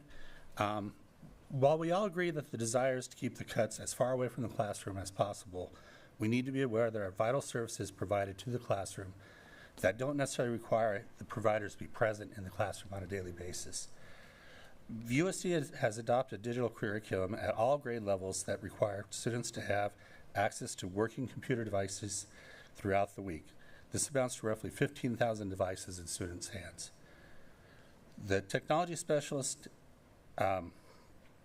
have coordinated the distribution and day-to-day support of student devices, including configuring, troubleshooting, and repairing and replacing failed devices. The proposed staffing reduction calls for eliminating one of the 9 technology specialists. That's 40 hours of support time to the classroom that will be lost. Additionally, without reliable wired and wireless networks and with access to the internet, all those student devices that are in their hands and are used on a daily basis are nothing but paper plates. The Network and Systems team keeps the VUSD network running and performing at its best. They install, configure, and maintain the switches that provide the network and Wi-Fi connections to the classrooms and to the devices there. They also manage the district's firewall and antivirus, which protects our network from the outside world, as well as the email system, the Barracuda spam filter, 30 seconds. the internet filter, and the MyTelephone system. The current staffing reduction calls for the elimination of the entire network team, consisting of 2 network system specialists, 1 network systems manager, and 1 database network analyst, with a combined 87 years of service to the district. Following this recommendation will result in a direct impact to classroom support, as all the duties of the network systems teams will need to be reassigned, most likely to the remaining technology specialists, pulling them away from supporting the classrooms. The cuts to the Technology Services Department are not well thought out. They're heavy-handed and unbalanced when compared to the rest of the district.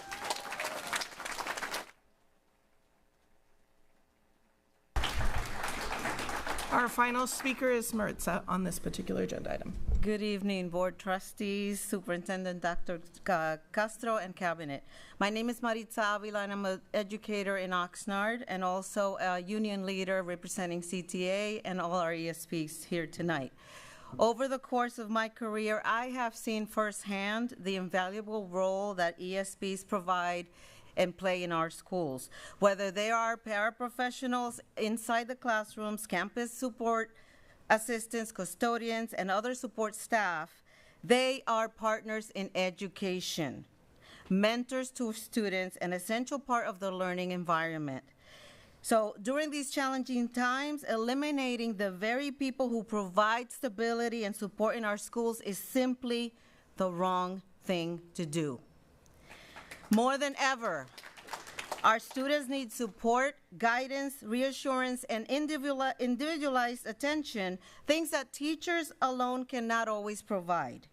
I can personally attest to the fact that my job as a teacher would have been more difficult without the support of these dedicated professionals. Over the years, their work has allowed me to reach more students, provide better instruction, and create an environment where every child can succeed. Again, without these committed ESPs, we risk overlooking students in need and ultimately weakening the foundation of our educational system. And so I urge you to consider alternatives to these layoffs. 30 seconds. Whether it's reallocating resources or finding creative solutions that allow us to protect these critical roles. Do not make decisions that will harm our students. Instead, protect them. Please do the right thing. Thank you.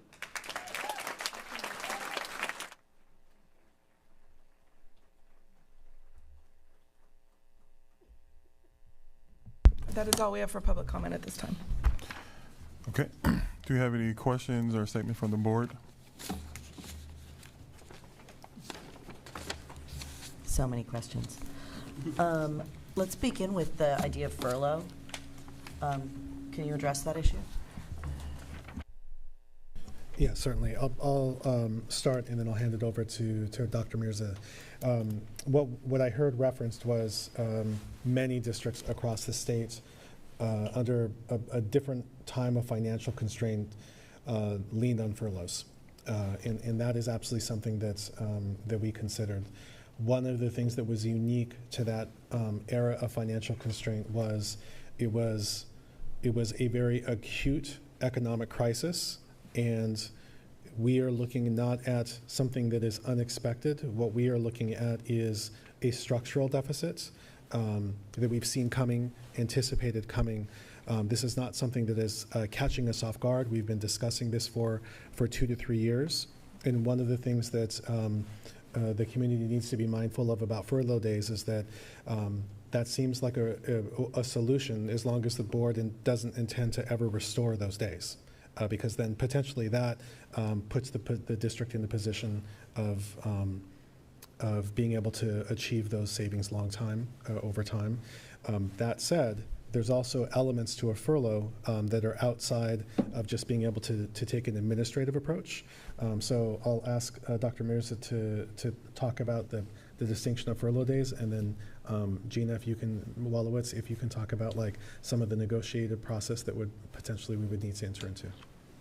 Essentially, what Dr. Castro said, a furlough day would address a one-time fix. It would put a Band-Aid on the structural deficit that we have. So unless it was ongoing furlough days for multiple years, that would fix the deficit.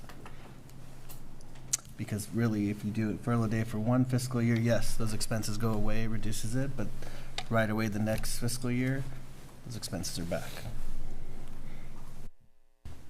And then the days of our employees are within our contracts, so it would be a negotiated item that we would have to go through the bargaining process. I just wanted to, for people who might be watching or who don't, maybe haven't been around the district for a while, to explain what a furlough day is. So, for folks watching at home, furloughs are basically unpaid days that staff agree to take that are a reduction in their contractual days.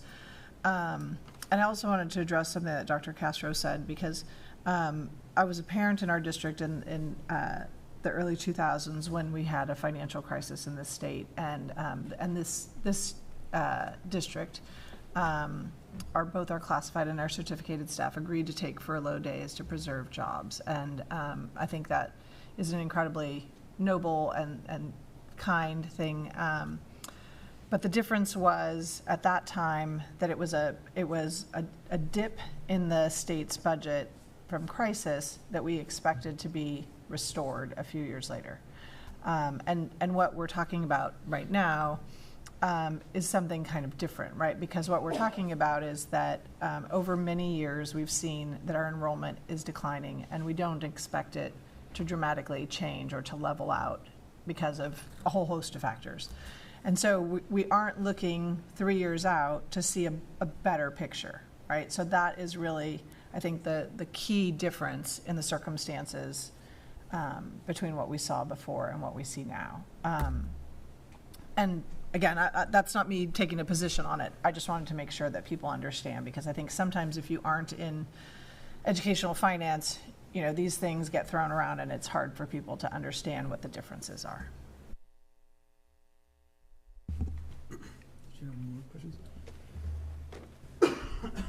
So I also wanted to talk about the tech positions.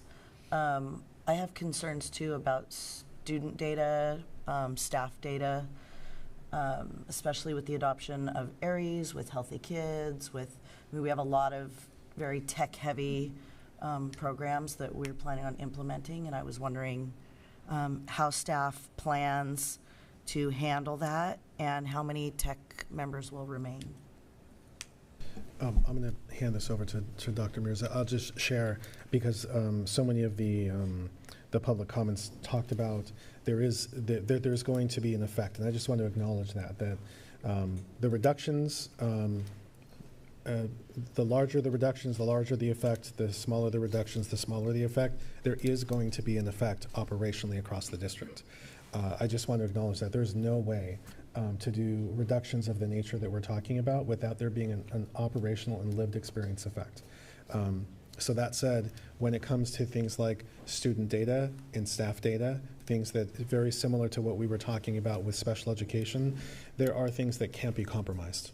And regardless of who takes what roles and responsibilities, those are the things that have to be prioritized. And then as the rest of it, there's so many roles and responsibilities that will revolve around those things that are absolutely essential. So I just wanted to say that you prioritize those areas where you cannot compromise. And student data, staff data, and those kinds of things, that safety element is a requirement. I also want to say before handing it over to Hassan, is that even with our current level of staffing, and we are not and this is not in any way intended to diminish the work that we've done. Multiple districts have experienced this. Corporations have experienced this. Even still, with our current level of staffing, we have experienced data breaches. We have notified our families of that data breach because we've been a part of a different vendor. This was a couple years ago. So despite our most significant efforts, data breaches do happen, and we are required to be able to notify the individuals who are affected of that. We have practices and that result of that. So I just want to share that even when, and our teams are doing their due diligence, even then, sometimes things outside of their control, there is data that is compromised. So I just wanted to say that even in optimal conditions. So Hassan, what can you share about that, but also operationally? I think just want to add operationally, is this going to be difficult? Absolutely. I think operationally, this is going to be difficult. I mean, there's no way to put it. All of these positions, you heard from facilities, you heard from grounds, we don't want to do this. We are taking those considerations, like Dr. Castro mentioned, into consideration, such as network and making sure we're going to have to change the way we operate in all levels of our operation. We would not be able to continue to operate the same manner as we did this fiscal year with the level of reductions that happen going into next year. We would have to re-strategize, reprioritize, and completely relook at how we're handling the day-to-day operations.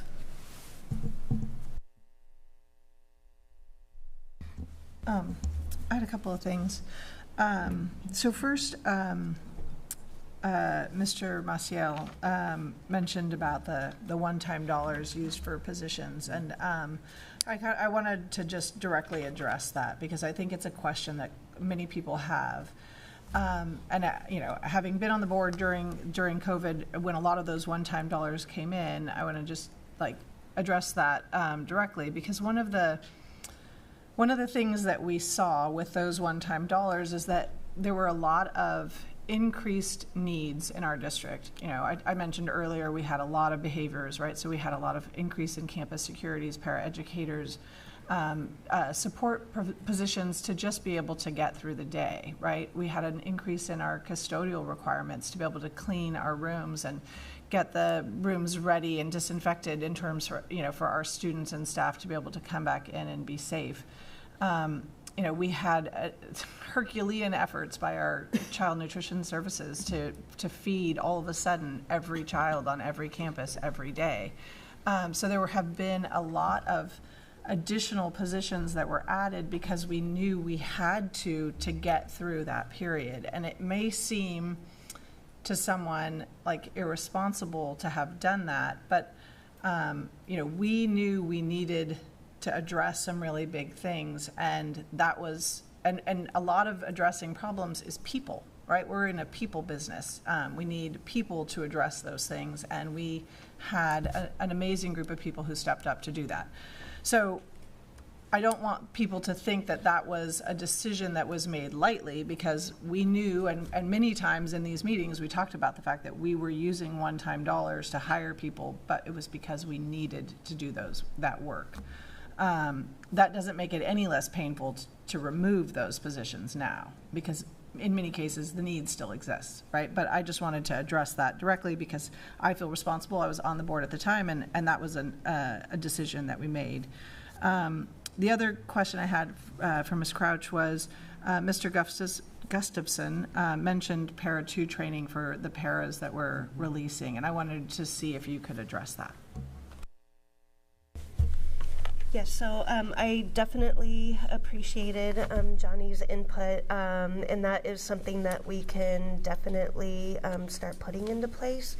Our paraeducators do receive training throughout the school year, but as we look forward to next year and putting plans in place to fill those Para 2 positions, we can start partnering with special ed to start getting those people trained up so that we can help transition them into those Para 2, even Para 3 positions. HR, we've also started thinking about ways that we could help maybe tutor or help people prepare for any testing that is necessary for other positions. So yes, we want to strategize and provide those resources to our employees. And then Ms. Rodriguez, if I could, I just wanted to add one other thing that you mentioned about those one-time dollars. In classified, when we have temporary funds, one-time dollars, we don't have the ability to hire temporary positions for more than 6 months at a time. So if that money goes on for a year, 2 years, we are required to hire employees on in a permanent position, even though the money might be one time. So I just wanted to clarify that also. We don't have a means to keep people on temporary for the duration of those funds. Yeah, which is different than certificated. And then I did just want to be on the record as saying I am also concerned about the technology aspect. I thought the mention of the increase in Promethean boards and the student information system transition. I'm concerned about the maintenance of that with the reduction of those staff. James. Well, just for the record, I was a classified for a lot longer than I was as a teacher. So I feel you guys, I really do. I was one of those people that was furloughed in the 2000s, and it was not fun. But I just, I want to just say that this has been hard for us. I stayed awake all night just thinking about it because I've been there. And you guys are, you're part of our community. You have families. You have your kids go to our schools. Sometimes the school you might not feel like the school's appreciating you, right, and your contribution. I've been there. As a para, not going to staff meetings or not being included in things it kind of makes you feel like just a clock in, clock out employee and not valued. So I feel you guys. I really do. And I expressed that here with our fellow board members before. So I just wanted to let you all know that this is not easy for us. And it's not easy for you, definitely. Well, I wanted to address a couple of things, and the one-time funds were already addressed. But I have had a lot of questions about us doing air conditioning and roofings and having playgrounds and spending millions of dollars and not keeping employees. And I just want to make sure that the public knows that that was a bond that was passed, that money has to be used for facilities. That money can't be used to retain employees in different positions. We have an oversight committee for that. They make sure that money is spent on the facilities. So I've had a lot of questions on that, so I just wanted to address that. That is not something that we can use to hire people with. And just as I suspected, by letting everyone have time to talk instead of just using a 20-minute allocation, I think that you guys brought up a lot of good ideas. It might have been something that we didn't think about, but this is a very difficult decision for us. It's not a decision that we're making because we think it needs to be made. It's a decision out of necessity. We have to do a reduction in order to stay solvent as Ventura Unified School District. And I know that we've said it probably about 5 times, and each individual board member have said it, but this is a very difficult situation that we're in, And not to make it more difficult by ignoring it, we do have to make some very hard, difficult decisions. And these decisions are the best that the 5 people that were elected from the public can come up with. We have talked to groups. We've considered every individual position that is on this list and how it's going to affect us. And it will affect us. We're acknowledging that. But I want the public to know that we did not do this lightly. We know that this is going to affect people that we've worked with for years, and we can't say it enough, but it's something that is a must. That's something that has to be done.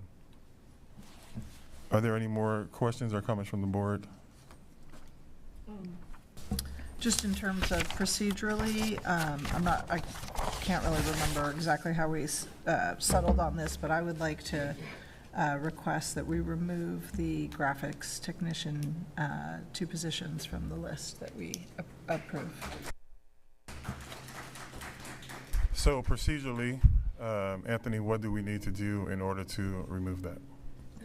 There's a motion on the floor, so you would need to have a second and a vote. I second the motion. Thank you. Vote as follows. Trustee Dannenberg? No, and I want to give my reason for no since we didn't have any discussion on this. It's not that I don't support these positions, but we haven't even gotten they're certificated yet. I don't think we ought to be making any cuts until we've looked at the total. And then if we want to pull something off the list, we need to know how that affects us, and we know how it affects the bottom line long term. So it's not that I don't support these positions. That's not what I'm saying. I'm saying I think it's process that we're missing here, and that's why I'm voting no. Thank you. Trustee Fredericks? Yes. Trustee Rodriguez? Yes. Trustee Forsythe? I'm going to join Jerry and say no. I think we should, like you said, I think we should bring them both together and have that conversation. Separating the two, they're part of of the Ventura Unified community. We should keep them all together. They're our employees. We shouldn't separate them. We should have a whole discussion about that publicly. So I'm going to vote no. May I ask for a clarifying question? We're just asking that these 2 positions be removed from the resolution today so that we can further discuss this. Yes. And that does not mean that we would not vote to lay them off on a different day. Just to clarify, that was what we were discussing earlier, is that it is going to be very difficult to accomplish the board's goal again to have these conversations with all classified employees if we wait for 2 weeks. I'm not suggesting one way or the other. I just want to make sure you understand what the implications of the decision are. The other option is also to leave them on the resolution and rescind the notices later. That way you can go ahead and get additional information, but still make the decision and still allow the Human Resources Department to go ahead and complete what they need to complete. But in that case, then it would reverse bumping rights if we... But it would not, it would, true, it would more than likely do that, but then we could go ahead, but we would still meet the statutory timelines. I guess, so my concern is we could still meet the statutory requirements if we look at this again at the next regularly scheduled meetings, but that wouldn't then undo bumping rights if we decided not to cut these positions. Also, if we, Ms. Crouch has something to say. I was just going to clarify if the board holds off until the February 25th meeting, that would only give classified 2.5 weeks to have all the one-on-one meetings and complete the bumping process with the impacted employees. If we're unable to complete that process, then we have to notify every employee in those classifications which could be an over-noticing situation. If I could just interject here, because I think we're having the same conversation in different ways. My understanding is that the clarifying question was, could the board take action to remove these positions and still approve the list as is? Yeah. Yes, they could. Then to diminish exactly what you're talking about, then we're not talking about not being able to move forward with all of the other positions. We would then be able to limit, see whatever bumping rights exist between those two positions and the rest of the district, which is a very different scenario than what we're talking about, right? Okay, so I just want to be clear that yes, what we're talking about is it could affect it, but it would affect it in a very tiny way, and largely things could still play out with the exception of those limited positions. Okay. Yes. Because I think that was the clarifying question, I believe. Okay. Yes. For me, the vote is yes. Sorry, thank you, Trustee Peterson. Okay, so that motion carries 3-2.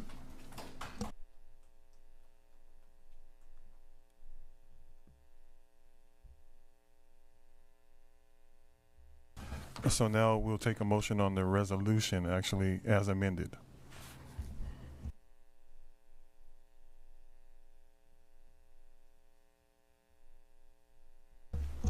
I'll do it. And I know this is very rough, and we definitely understand that, and I just want the public to understand that in order to move forward on these necessary adjustments, that we have to have a motion. Just because someone makes a motion doesn't mean that they agree with everything, but the motion, we need the motion in order to proceed. I move to approve the amended resolution. I'll second. Thank you. Vote as follows. Trustee Dannenberg. Reluctantly, yes. Trustee Fredericks. Yes. Trustee Rodriguez. Yes. Trustee Forsythe. Yes. And Trustee Peterson. Yes. Thank you. Motion carries 5-0.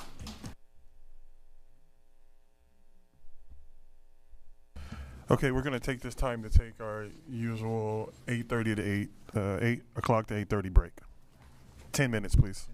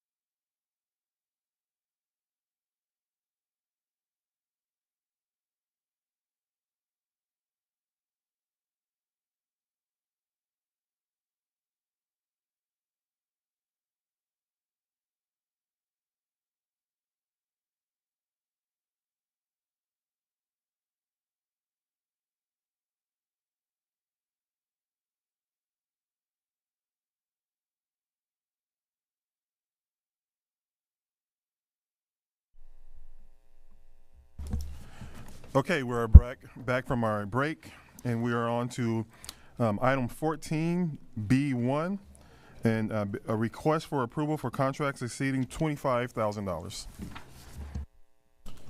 Just a reminder to the board that during agenda adoption, we removed item 6, the vendor contractor Perkins Eastman for the architectural services for Cabrillo Middle School. I just wanted to ask about the school solutions food nutrition services software. Can we, I know Kara's back there, can we just get a little update on what that is when she's doing her presentation? Yeah, absolutely. Mm-hmm. With that, I'll move approval. Second. Second. Thank you. Vote as follows. Trustee Dannenberg? Yes. Trustee Fredericks? Yes. Trustee Rodriguez? Yes. Trustee Forsythe? Yes. And Trustee Peterson? Yes. Thank you. Motion carries 5-0.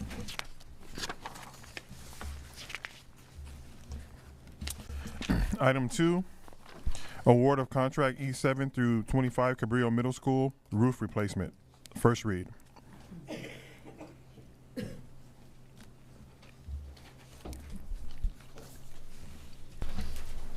Hello.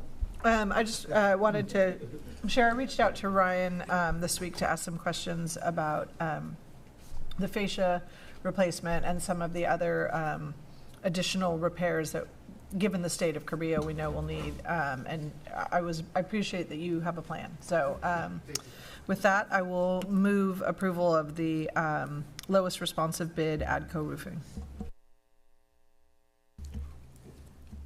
Second. Thank you. Vote as follows. Trustee Dannenberg? Yes. Trustee Fredericks? Yes. Trustee Rodriguez? Yes. Trustee Forsythe? Yes. And Trustee Peterson? Yes. Thank you. Motion carries 5-0. Item 3, award of contract E11 through 25 Pierpont Elementary School roof replacement. First read. Move approval of Best Construction as the lowest responsible bidder. I'll second. Thank you. Vote as follows. Trustee Dannenberg? Yes. Trustee Fredericks? Yes. Trustee Rodriguez? Yes. Trustee Forsythe? Yes. Trustee Peterson? Yes. Thank you. Motion carries 5-0. Item 4, award of contract E1 through 24 Elmhurst Elementary School HVAC. First read. I move to accept the bid from the Nazarian Group for the lowest bid. I'll second. But I did want to ask, because of the conversation that we had earlier about do these contracts include any maintenance after the fact? Because one of the questions that we had earlier was about HVAC, the expansion of our HVAC systems around the district. So I was just, since we're talking about this, unless we can't talk about it, Anthony, but I was just wondering if this includes some follow-up. If it's just the installation and no maintenance going forward, or? For HVAC specifically, it does not include any maintenance moving forward. There's other projects that we will include maintenance. For example, the turf fields that we're going to be installing at both the high schools. We'll purchase a 10-year maintenance program with that. But for HVAC, there's really no mechanism where we can include that in the bid.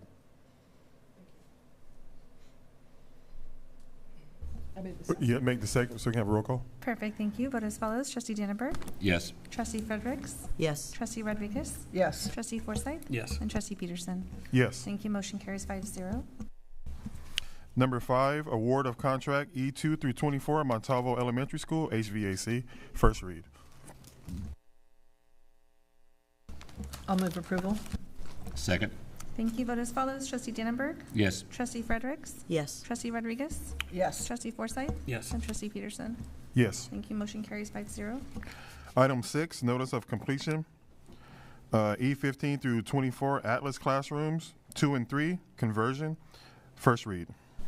Move approval. I'll second, but I do have a question since you're here, Ryan. Were these the classrooms that we saw on the July tour? Yeah, we had some outstanding items to close out with the contractor, as-built and certifications that they just took a while to provide us. So that's why it took so long to get the NOC to you guys. But yes, these are the classrooms. Thank you. I have a comment. Yes. Don't get used to these like quick approvals. Because just because it worked for you today, I mean, I'm coming back next time with my questions. So I have just more stuff coming February 25th. okay. I just didn't want you to get soft. Thank you. Vote as follows. Trustee Dannenberg. Yes. Trustee Fredericks. Yes. Trustee Rodriguez. Yes. Trustee Forsythe. Yes. And Trustee Peterson. Yes. Thank you. Motion carries 5-0. Okay. 15 conference items.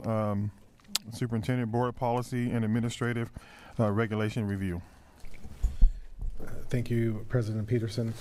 During board agenda setting, it was suggested that we add a conference item related to existing policies and administrative regulations. So this is policy 5145.13 and the accompanying AR, administrative regulation. These board policies and administrative regulations are what we use to guide how staff responds to immigration enforcement. And in light of the change at the federal level, indicating that among other locations that schools are no longer considered to be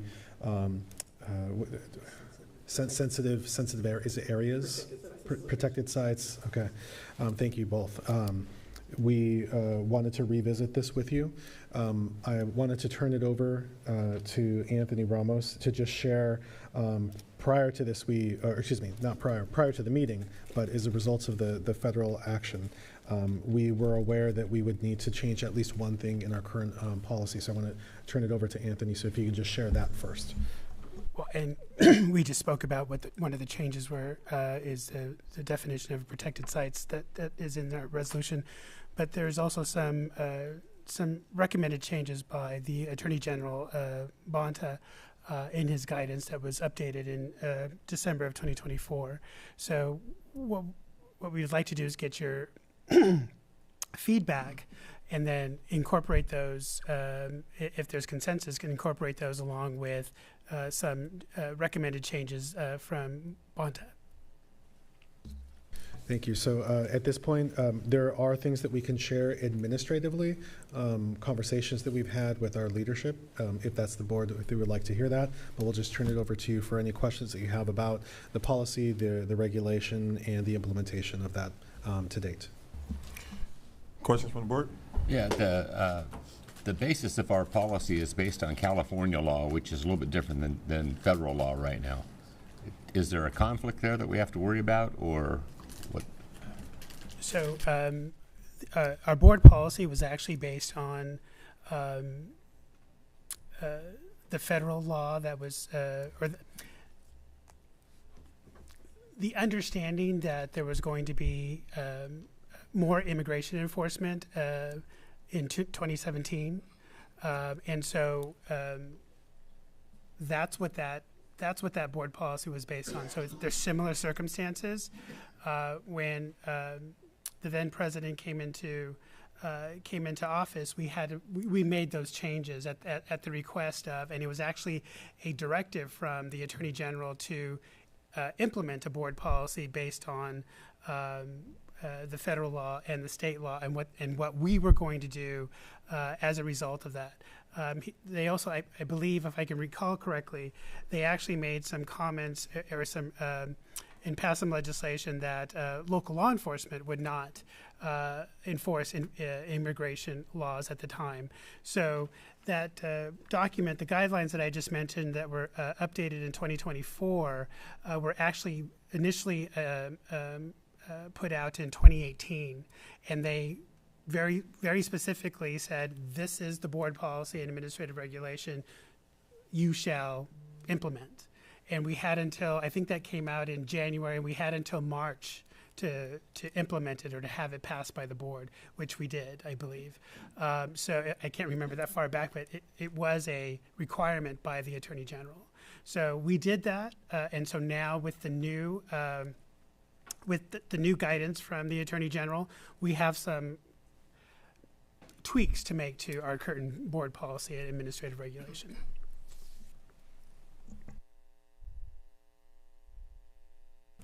I had a question about, given the constant changes in what staff is allowed or not allowed to do in this regard. How are office staff and teachers and people on the sites informed of the fluidity of the situation? How do they know who to go to and what they're allowed to do and what they're allowed to say? Do we have a training program or? I'll start and then I'll hand it over to Anthony and Greg. I appreciate your use of the term fluidity because that's exactly what the last 3 weeks have been. We've approached this at intervals. The first interval, it was revisiting these practices, thinking, okay, it appears that we're in alignment. We just have to kind of revisit this, and everything's going to be okay. Then last week, that changed. And so that kicked in to high gear some other discussions that we've had.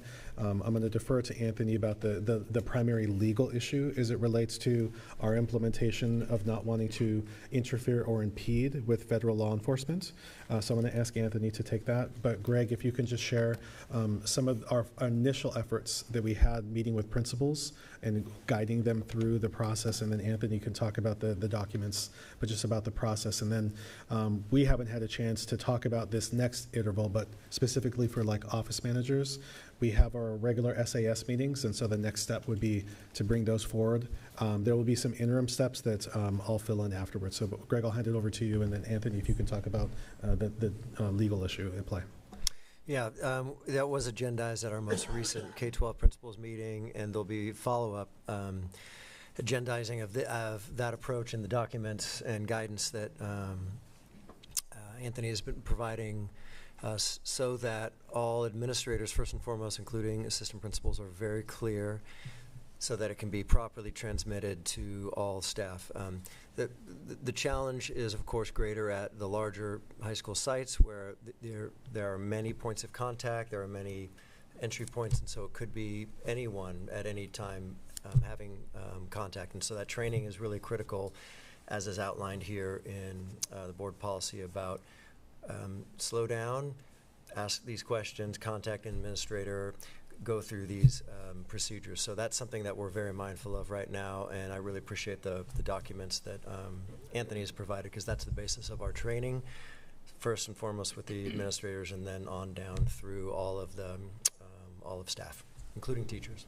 And I'm sorry, I was just going to share, in addition to, Anthony, we're working as a team, but I want to credit Marianne, because as we were reviewing a plethora of materials, Marianne was really critical in that process too. So I just wanted to say thank you for helping us organize a lot very quickly in that process.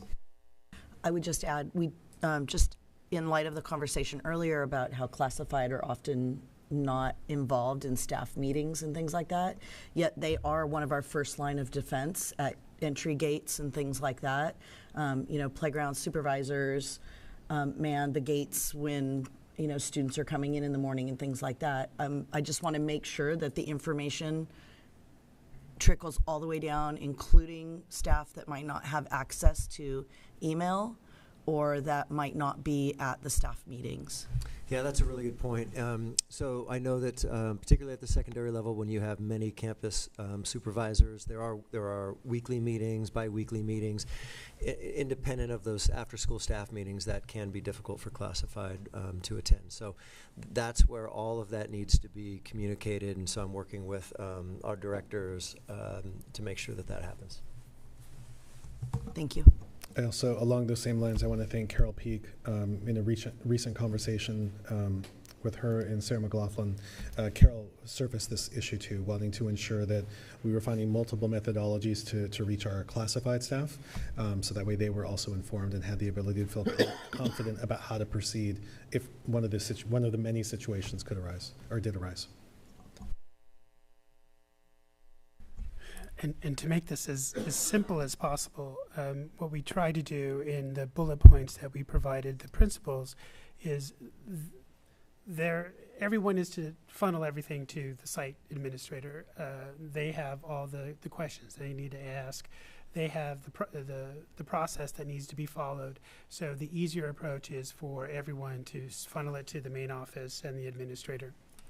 But well, we also provided them too, because we really don't want to expose our site personnel to any type of criminal prosecution for the hindering, impeding the immigration enforcement individuals.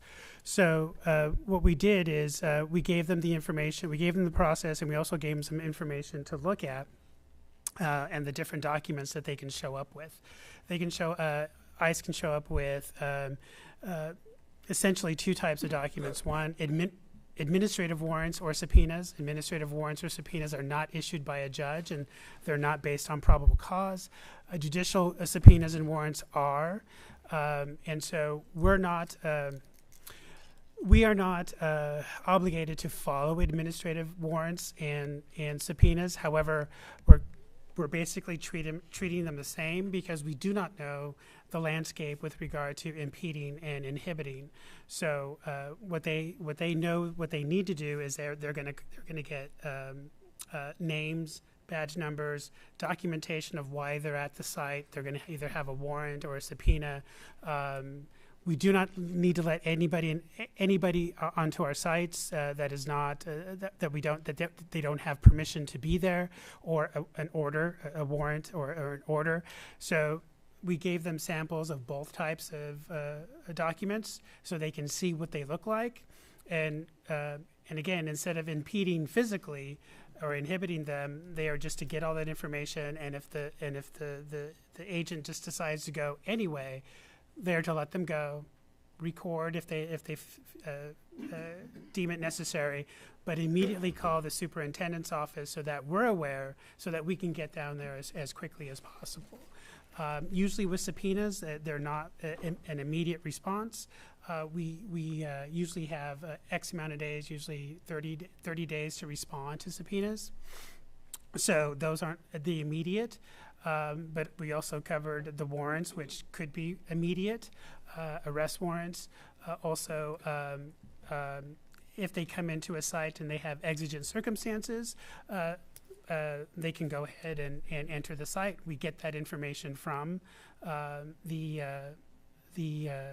enforcement officer. That's the principal's main job. And then, again, immediately call the superintendent's office so that if they need assistance, we can get there. Anything else? I think that was it. Oh, sorry. Oh, no, I was going to ask if there are any other questions. Yeah, so I guess not really a question, but kind of just a clarification, because I think some people, again, if you're not in the weeds in education, you might not understand that that by law, we are required to educate every child in our community, regardless of their circumstances, regardless of their immigration status. If they are here in our community, they become our responsibility to educate them. And that's what we do. And it's our honor to serve these children. And part of serving them is making sure kids and their families feel safe, right? So I think sometimes people look at the work we're doing and think we're taking positions about, politics, when in fact, what we do is we educate the community's children. And we want to make sure that every kid in our community feels that they can come to school and be safe, to learn and be productive, right? And we want their families to feel that while they're there, they are safe and being cared for. And that's what this is about. It's not our job to set immigration policy. It's not our job to enforce immigration policy. It's our job to educate kids.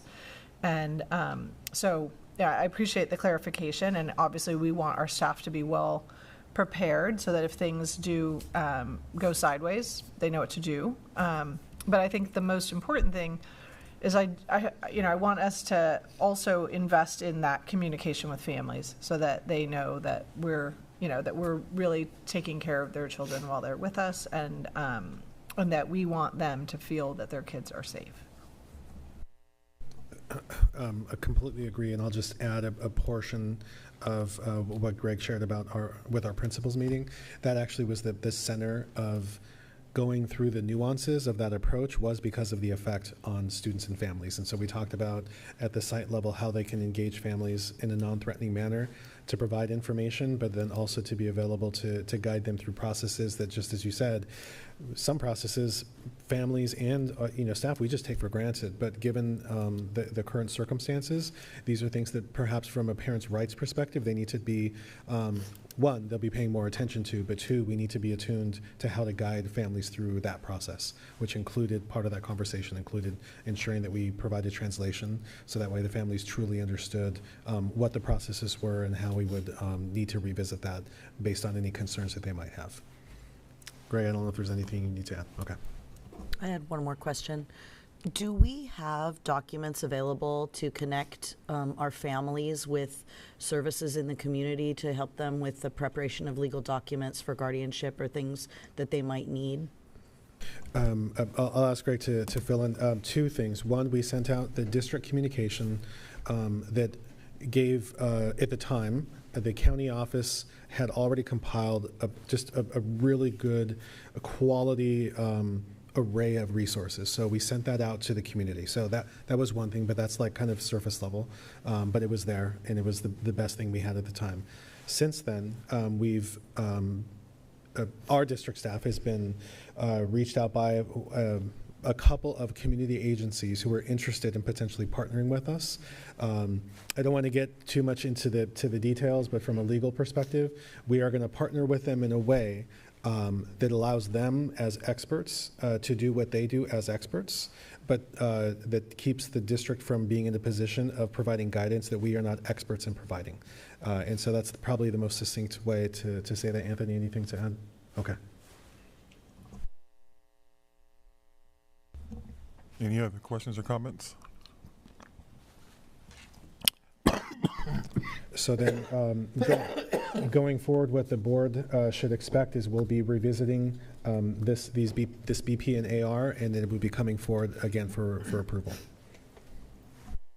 Okay, we have no public comments. Next is item B, Educational Services, TKK, first grade, mild to moderate, students with disabilities, inclusion, 2025 and 26 and 27, initiative update.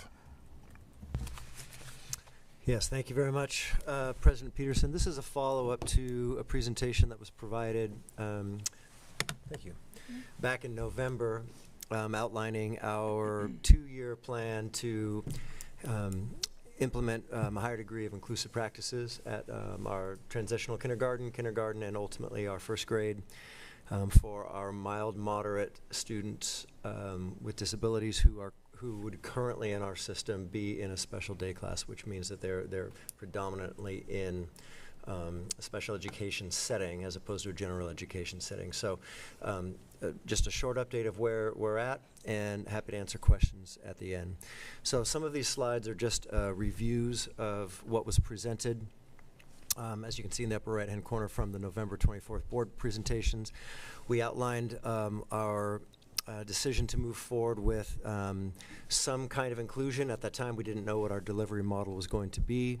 And again, this is kind of a 2-year phase-in with the groundwork being done in the winter and spring of this year. And just to be really clear about what this initiative is for the public who may have missed it last time, is this is an initiative to include mild, moderate students or students with disabilities on the mild, moderate part of the continuum that normally would be in a special day class full more than 50% of their day to include those students in general education settings. And that doesn't, that program, this initiative does not impact our extensive support needs programming or our other specialized programs where students need more significant social and behavioral supports. So at the time in November, I'd mentioned that we were working towards gathering input on the delivery model. There were 2 delivery models that we were considering, either a co-teaching model where students would be, these students to be included would be centered in co-teaching environments, select number of classes at select number of sites, or they would be, we would go with a kind of a boundary inclusion model, whatever their boundary site was, that they would be included there. And I'll talk about where we've landed on that. Talking about staffing and staffing ratios and budgets, et cetera, and then professional development plans. And that's actually number 4. We haven't checked that box yet because that's we've yet to formalize that. One of the first steps we made after making this decision was to establish an inclusion advisory committee. It's quite large, as you can see, but we have all the right people and the right roles in the room. So I've been extremely pleased with the quality and engagement. So just a quick thank you to all these groups. Thank you to our association partners who helped construct these lists of really critical voices in the room. So we've met twice. The first meeting was to discuss the delivery model, and the second meeting was to start talking about, given the delivery model decision, which I'll talk about in just a minute, what was needed in terms of resources and staffing in order to implement that delivery model. So, Dr. Bayless, if I could Yes. just jump in. I was curious, and I don't know if someone shared this with you, but we did actually receive some public comment on this item from the Autism Society of Ventura County, and one of their kind of questions or requests was parent feedback in this process. And so, you know, I was just curious, since now you are at kind of a place where you're proposing an approach, if there's a way to fold in maybe consultation with the CDAC to get their feedback, thoughts on this, as you know, as our Parent Special Education Advisory Committee, it seems like an appropriate role for them. Yeah, that's a very fair point. It was agendized at a CDAC meeting, but that may have been just as an informative, here's where we're headed, as opposed to the kinds of engagement and input that you're describing, and we can absolutely do that. Okay, so in that first inclusion meeting, in that first inclusion committee advisory meeting that was held prior to winter break, we spent our time together talking about the challenges and opportunities with each of the inclusion models, received feedback from the advisory committee, and then met with the directors to go through all that feedback. And we made a decision. I made a decision at that point, given the feedback and the conversation at both the advisory committee meeting and with the directors, to move forward with a boundary school inclusion model or school of choice. So essentially, we're not doing a co-teaching model where we would collect these students for inclusion in 1, 2, or 3 co-teaching classrooms at 1, 2, or 3 sites, but instead have these students go to their boundary or school of choice as appropriate for their FAPE offer starting next year. So just as the 3 points of rationale that guided our decision, there were hours and hours of conversation, and I could have given you more slides to talk about that, but nonetheless I wanted to highlight the 3 most salient points of rationale that provide the basis for this decision. And the boundary model really does conform most to the spirit of a general education setting, not only because it doesn't sort of create clusters of students that approach 30% or whatever in a given classroom if our overall special education percentages are in the 10 to 15% range. But it also, in that second bullet, it's inclusive beyond just the classroom. It's inclusive of the broader community, of parent relationships, of students' relationships outside of the classroom. So. And then also, very importantly, co-teaching in elementary would have produced a very focused kind of professional development and skill development program, a support program for very specific sites and not for others. And we really believe that this is a muscle that needs to be flexed broadly in our district. And we want to, because at any given point we may have students at these sites, at those sites, given this model, they could be anywhere. So we really want to improve our overall inclusive practices skill set because this is something that, again, we believe in rather than making it be very school-specific. So those were the primary points that we spoke about. This next piece was the primary point of discussion for our second meeting in January with the advisory committee. And it was given our decision to move forward with kind of what we're calling a boundary inclusion model. What do we need to make this work? And this is, and I really apologize for the abbreviations here. I could hear Calvin's voice in my head saying, spell it out, and I just, I blew it, so I apologize. So after receiving all the input from all that long list of people, here's where we landed, and in working with business services and Dr. Castro, this is what we felt like we could work with as a model. So first, TOSA, teacher on special assignment, a special education inclusion specialist. So we do need somebody that can help specifically partner with general education teachers on how to fully include the students that are in their classroom. And it's a specialty. It's we need the right person with the right set of expertise, and so I think we probably have an outstanding pool in our district. So that's something that the team, the advisory committee, really was promoting, and we agreed. BCBA is board certified behavior analysts. Those are specialty. We have BCBAs on our staff, but we would want an additional one who's very focused on this program.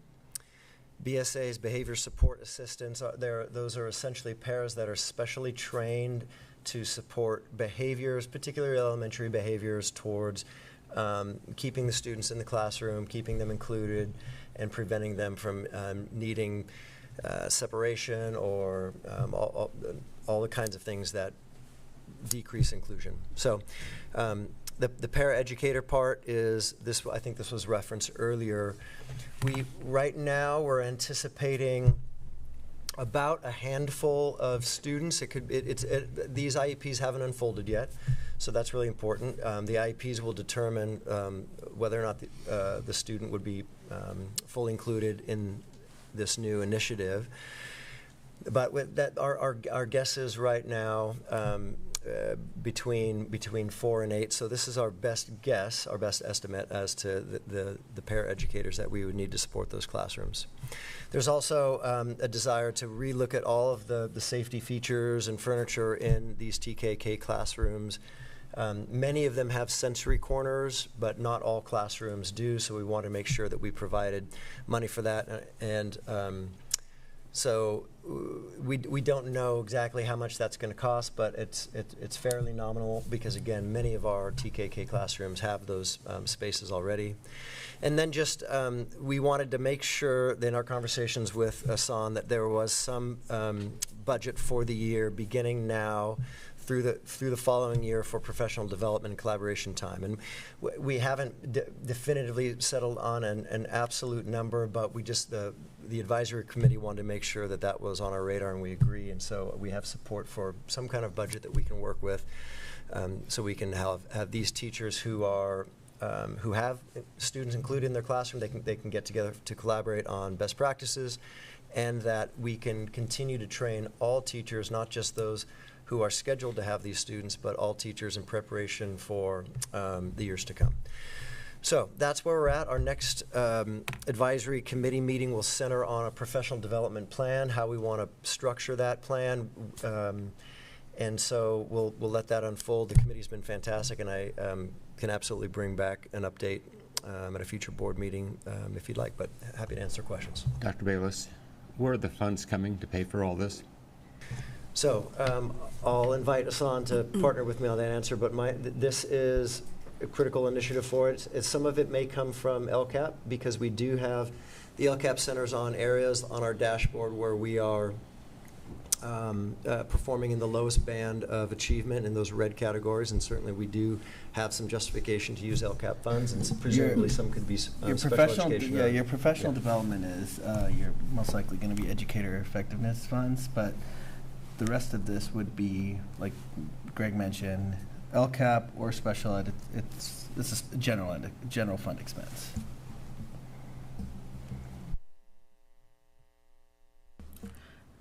So I have a question about like the collaboration time. So will that include things like IEP assessment time and things like that? Because I know that if the educators are going to be very hands-on in the classroom, they're still going to need time to be able to do the assessments, yes?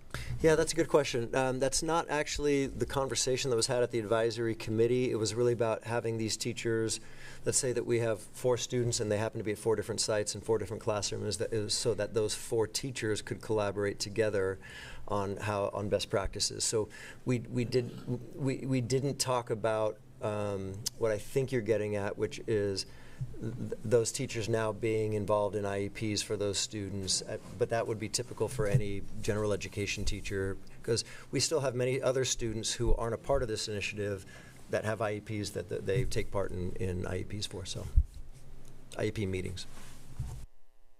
So it'd still essentially be the special ed teachers would be doing the assessments and thing, but if I'm not understanding it correctly, then aren't they? And by the way, I would love to be able to tour maybe a classroom that's doing this so I can kind of wrap my head around this model. I'd love to see this in action. But I am just trying to understand, so the special ed teachers will be essentially like a push-in in the general ed class with, or is that that's the co-teaching model? Co-teaching model would be where both the general education teacher and the special education teacher are in the room full-time. This model is the general education teacher is the single teacher in that classroom, and the inclusion specialist comes in. There's push-in time but the student is under the direction of the general education teacher. And again, there's support staff. There might be BCBAs supporting occasionally. There's the SPED inclusion specialist coming over, but there's no full-time special education teacher with that general education teacher in this model. So then like a caseworker, someone who's handling, again, like the assessments and things like that. I'm trying to understand how the caseload will change for the general education teachers. So the special education caseload would still resides with the special education teacher. There would still be a special education teacher. It could be this inclusion specialist, so that would have that caseload. So that's special education caseload. So hopefully I'm explaining that right. So normally special education teachers have a caseload of students. Some of them might be in their classroom. Some of them might not be in their classroom. Right? It all depends on their numbers. Go ahead. Yeah, so in our elementary schools, they have typically like a resource teacher that's there. And so it could be that teacher that is their part of their case manager, or it could be the inclusion specialist. Thank you very much. Yeah. My question is kind of more for Ms. Crouch. In light of the these potential openings for behavioral specialist para positions, is there an opportunity to offer some training for some of the folks who are being reduced so that they're going to be qualified to apply for some of these positions? Yes, we can offer training for those BSA positions as well.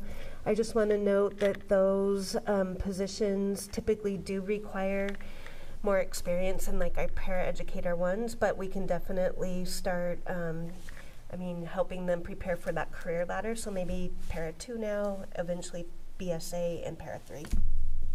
Yeah, to me, the priority would be if we have people who have been with us and have experience, right? We want to provide those opportunities for them to grow into these other positions that are going to be long-term positions in our district. I mean, this is a mission that we're committing to long-term, right? This inclusion is not going to go away in 2 years. So this is something that potentially people could work towards as more stable employment. Oh, sorry, go ahead. I'm kind of concerned about not having a special ed teacher in the room, because then the teacher is essentially becoming, the general ed teacher is becoming the special ed teacher, and they don't have the training or the credential.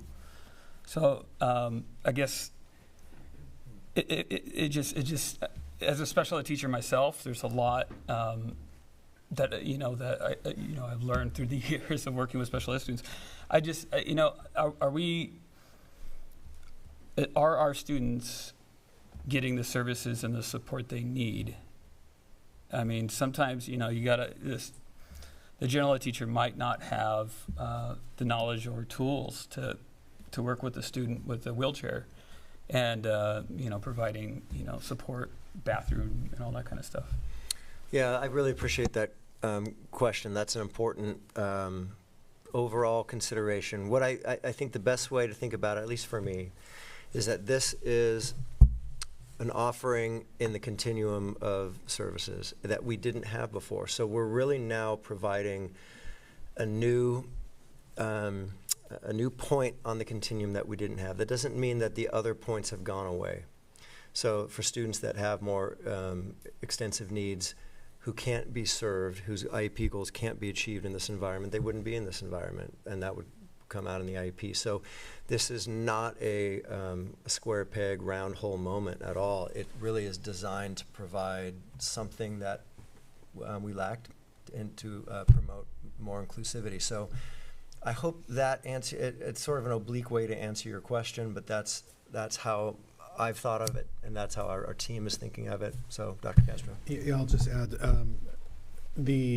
I agree with everything that's been said. One of the things that we just need to remember is that these are IEP team decisions.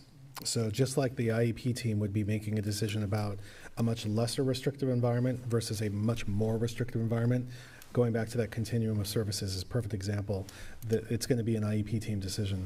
The only other thing that I'll add is that in that conversation, it still has to be by law an adequate offer of FAPE, so a free and appropriate public education. And so that's something that, to your question, which is like, is this the right place? That is the primary consideration when they're looking at the needs of that child. So we do want to make sure, just as Greg said, that we're offering the full spectrum of placements, but these are students that a team will identify as being appropriately placed in that environment. I guess my worry is if a student checks all the boxes except for one where the teacher can't provide that, then that student will be, missing out on inclusion.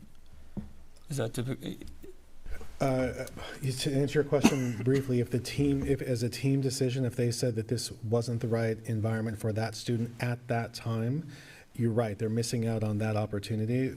But the other thing that we talk about, and this was brought up about assessment, the needs of the students change and evolve. And so maybe at that time when that meeting was held, it's not the right placement yet, but 3-4 months later, 6 months later, maybe it is.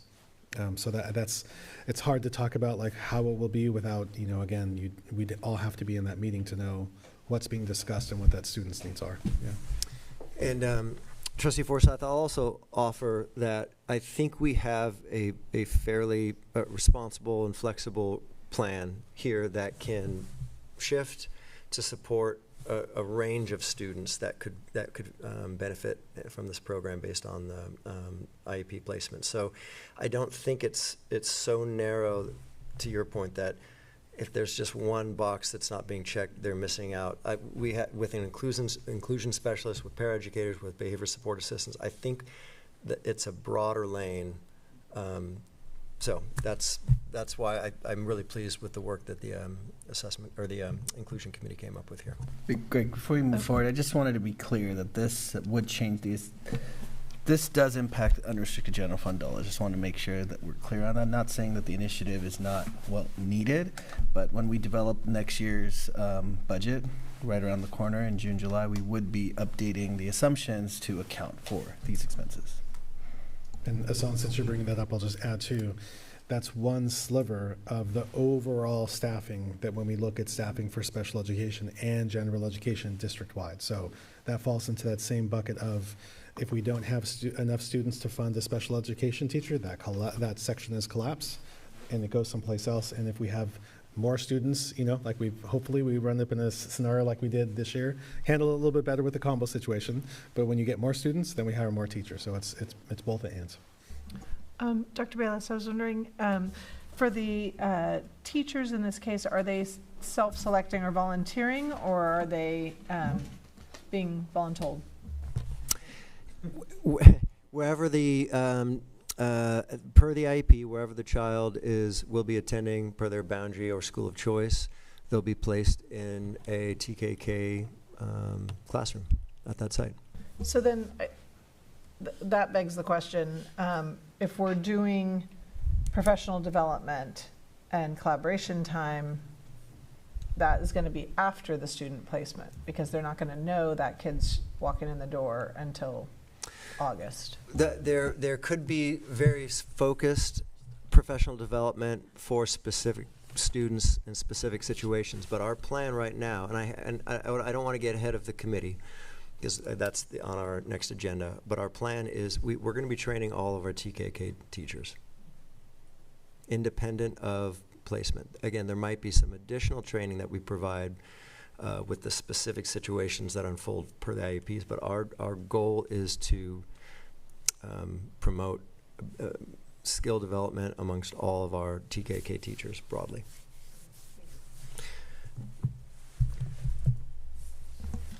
Are there any more questions? Okay, I see we don't have any public comments, so we'll move on to the next item. Conference item C, Human Resources. Ventura County Office of Education, Quarter 2 Williams Report, 2024 through 25 fiscal year.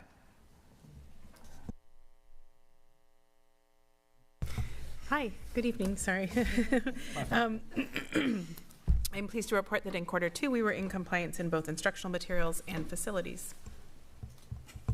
And Gina, yeah, it's great. Great job, Gina. I didn't want to miss the opportunity also, just because we have to celebrate things as they come about. If you take a look at the item, it talks about CSI and ATSI.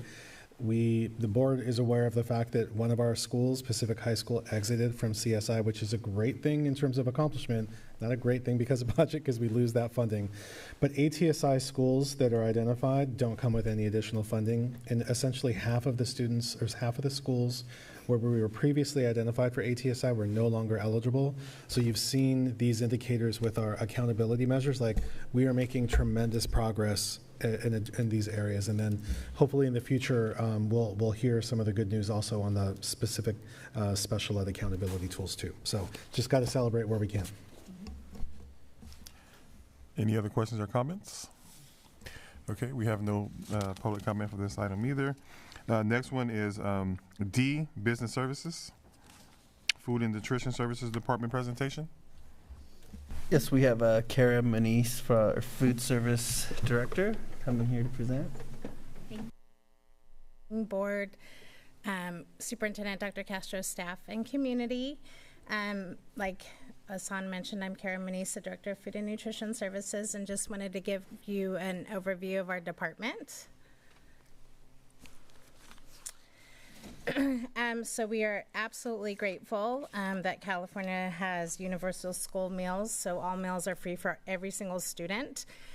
We also have a state meal mandate that requires us to offer both breakfast and lunch to each and every student every day school is in session. Right now we're doing about 5,000 breakfasts, 7,000 lunches, and 900 snacks per day. I won't go over all the costs, but the average cost of meals is there and the reimbursement we get for each of those meals. Please keep in mind that the average cost does not include labor and paper supplies. Back real quick, it's okay. I did want to take a moment to say thank you very much for the shout out to the food and nutrition staff. They do work extremely hard and are always there with the call of duty whenever something happens and we need to change. I just want to take a moment and really appreciate the work that they do. We have 25 site managers, 6 child nutrition assistant 3, which is kind of like an assistant manager. We have 8 CNA 2s, which is a cook at a secondary level, 56 CNA 1s, and 28 CNA 1 subs. About 123 staff right now. In the office, myself, 2 operations managers, an operations specialist, administrative specialist, senior office assistant, and 2 part-time nutrition educators. This is kind of a quick financial review from last school year. We are a self-funded department, and we're Kara, expected. give me 1 second. I just wanted to, before Kara goes into the financial picture of child nutrition, it's important to note that this is not the general fund. This is Fund 13, and it lies outside the general fund. Yes. So we are expected to make enough to pay for everything that comes out of child nutrition. And fortunately, we are in that place right now that we are running in the black. Challenges that we do face when it comes to funding is, of course, increased costs of food, supplies, labor, and benefits. My early years, you would look at about a 7% increase in food costs. Right now, we're looking at anywhere from 15 to 30%, depending on the items each year. So it significantly has impacted us. We do also get some one-time funding. We got some supply chain assistant funds, which was during the time of COVID when it was hard to get a lot of products. They gave us additional monies. We've also gotten kit funds, which I'll go into a little bit more in detail later. Increased cost of equipment, replacing all the old stuff with new stuff has cost us quite a bit. We do get a loss of participation when sites have events or food offerings during the school day. Students do not like the long lines, especially in secondary. And when students are dismissed early out on banking days before lunch is offered, we tend to take a participation cut on those days. I had a question about food costs. Have you seen a significant cost like you see that the restaurants are now doing surcharges on eggs because it's a surcharge? Do we serve a lot of eggs, or is that been a big factor for us? We serve some egg, but we're not impacted as much as personally, because we are locked into formal bids. Oh, so okay. we're required to get that bid pricing. So we're pretty fortunate that way, but each year it can go up. Okay, thank you. Mm-hmm. So I kind of wanted to explain how we do manage our labor in food and nutrition services. So we have a labor calculator that we use monthly.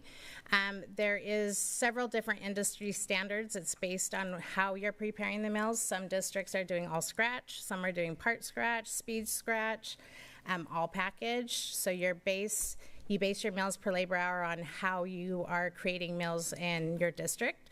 So we are partial speed scratch and partial full scratch. And so the average for that is about 18 to 22 meals per labor hour. And so each meal is given a meal equivalent, and it's divided by the amount of people and hours that are in the kitchen. So I focus on that monthly, make adjustments when we have vacancies, but I look for trends in that. I'm not going to change staffing if 1 month they're down and the next month they're back up. It's usually a 3 to 4 month trend, and then we'll make reductions or increases if necessary. I had a quick question on that. Sure. Is there an industry standard for the average meal per labor hour? There is. So the average for partial scratch and speed scratch and full scratch is 18 to 22. You go down to about 14 to 18 if you're doing full scratch. And then you go up to about 22 to 26 if you're doing all packaged. So is that the industry standard, or that's what our district runs? That's the industry standard. We run at 18 to 22 because we're doing partial speed scratch and okay, full so we scratch. run at the industry standard. Mm-hmm. Awesome, thank you.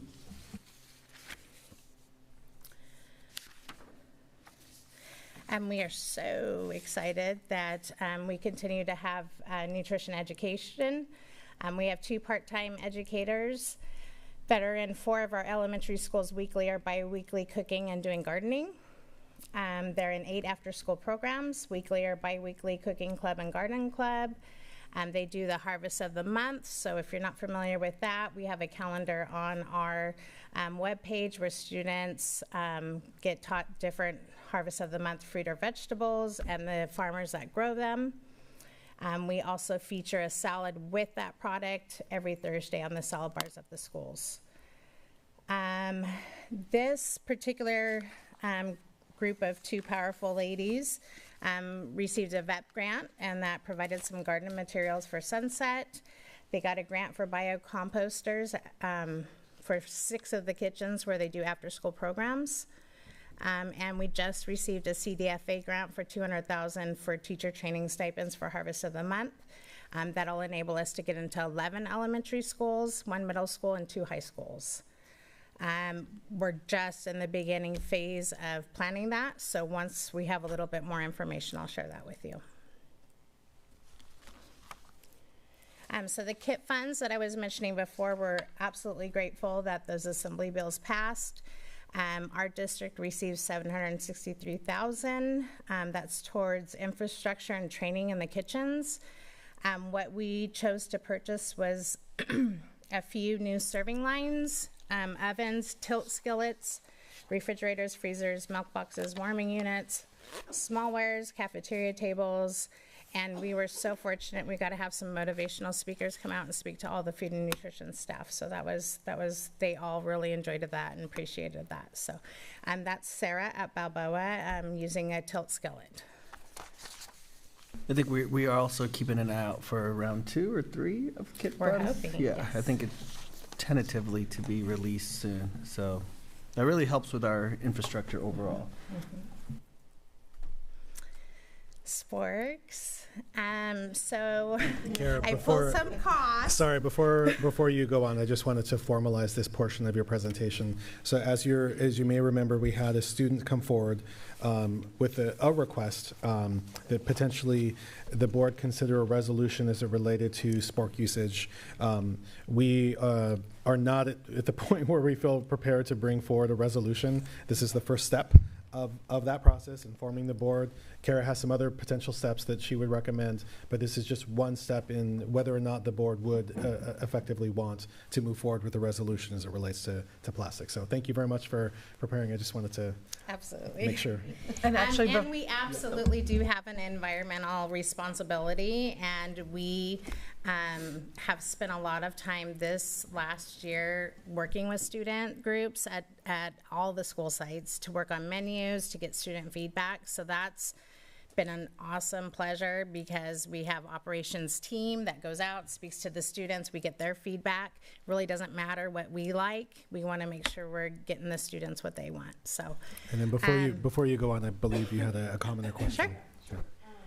So first, I just want to give you kudos because it was always so frustrating to show up at school sites and see those awful styrofoam trays. Yes. And so changing to the paper trays that are compostable was huge. I mean, it would be great to go back to the ones we washed when we were a kid, but whatever, right? Like, can't go back. So the paper is a huge win. And then second thing, I just want to make sure people know, because you kind of say full scratch, quick scratch, or whatever it's. But what people don't realize, because people tell me all the time, oh yeah, that processed food that schools serve, and I'm like, no, we don't serve highly processed foods. Our cooks cook food every day for our children. They spend tons of time making sure that those meals are balanced. They're as tasty as they can be given all the regulations that we're required to meet. But also, so much of it is made right there at the school site for those kids to enjoy, and it's incredible. I'm a big fan of the fried chicken. And it's always I show up at a school site and I'm like, oh no, it's chicken day. Oh, I'm going to have to smell chicken. But one of the concerns I have, so there's so much that your department is doing well, and I hope you pass on my gratitude and appreciation for your staff. But I do have concerns around food waste, because especially at our elementary schools, we just see that there's a lot of, just they come, they eat their one thing that they like, and the rest goes in the trash. And so I was just wondering if you have, if your staff gives feedback on a kind of an ongoing basis about how to reduce that, because that is also one way to reduce costs, right? Is to figure out that food waste issue. It is challenging because we do have regulations and requirements for what's called a reimbursable meal. So students have to select certain items.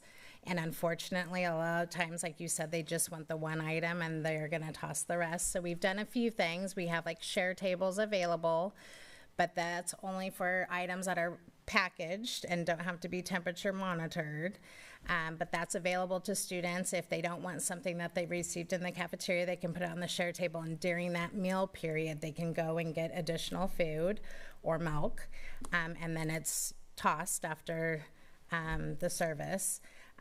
We also, through nutrition education, are teaching the kids, take what they're gonna eat. It's just unfortunate that they're required to take certain items and they just don't always want what those items are what we have. What about student feedback as far as like when you do menu planning? What role do they play in, giving feedback to you and your staff as far as what they prefer to eat, what they don't like to They're eat? very honest. They tell us what they like and don't like, or what they want to see better. What we did this year, we got a lot of feedback about the hamburgers and the chicken sandwiches, so we chose to spend a little bit more and get upgraded hamburger patties and upgraded chicken that's whole muscle. So we're really listening to them. We want to show them that we appreciate their feedback and that we're making that change. We're not just telling them we want their feedback. We're actually making those changes. So yes, we can only do a little bit at a time because we have to be fiscally responsible, but their feedback is definitely helping move the program forward. And could you just talk a little bit about the local aspect to what we provide? So we are part of the VC Farm to School initiative. This district actually started Farm to School in 2001. That was my first year here in this district, and I was actually a CNA 1 at that time. And we back then started a salad bar at Juana Maria. And the farmer actually drove the fresh fruits and vegetables in his station wagon to Juana Maria, and that program expanded to salad bars across the entire district. We're super fortunate to help support the local economy by supporting certain farmers in the local community that we have relationships with. Our large produce distributor also works with us, and we let them know where we want them to pick up certain produce items, because a big problem in that system is distribution. Being able to get all that food from local small farms to all schools has really been the challenge. So we've worked through our mainstream distributor to pick it up from the small farms and bring it to us. So it's a great system. It can improve, and it will. We have lots of great new county directors that also really value the importance of local food for schools. So you were spot on about how you guys changed the chicken sandwiches and the hamburgers. Did you because try it? I get a report. I get a report every day about lunch. Yeah, I'm not going to say any names. So I just want to read to you verbatim. The pulled pork sandwich and the crunchy turkey tacos with the cookie, oh my gosh, is so good. And also, I really like grilled cheese and chicken noodle soup. That's at the top of my list. Okay, so we appreciate that. You guys are doing a great job. Thank you. Especially on those items. So Perfect. I appreciate the work that you're doing. Thank you so much. So when it comes to plastic, in our department, yes, we use plastics. These are some options that we have. So our current sporks are in a plastic wrap. They come 1,000 to a case. They run less than a cent a piece, or about a cent a piece. We purchased 725 cases last school year. That was about $10,000 total. So if we go up to a plastic spork without plastic and in a dispenser, we're looking at about $37.99 a case. That increases our costs about $17,000 a year. Fiber sporks, a little more, they're $67.31 a case. Annual cost is about $48,799. I did also check into metal sporks. I visited a couple districts in the area that have dishwashers. There's lots of challenges to that. It doesn't mean that's not something we would want to move towards eventually, but those are about 87 cents a piece. The fiber spork what is a fiber spork? They're biodegradable. So, they're biodegradable. Okay. We know that. I know there are grants for the metal sporks that you can get them for free, but I think the challenge. Just personally, I see a couple of challenges. One, metal on some campuses. Like, I just don't think that's a good idea. But then secondly, I mean, kids throw things away, right? Like they're not conditioned to put them back into something, and especially on our secondary campuses where they walk away with their food to eat on the grass someplace, right? Like the reality is kids aren't going to walk those things back. That was right? the feedback. And so I mean, I appreciate you putting that on there as an option, but to me that's like, you know, kind of far-fetched for us as a district. But I mean, even just getting rid of the plastic wrap would be a win, because it's everywhere, right? It's just litter all over the campuses. But I you know, I'm a conservationist by heart, so like I love the idea of the fiber sporks.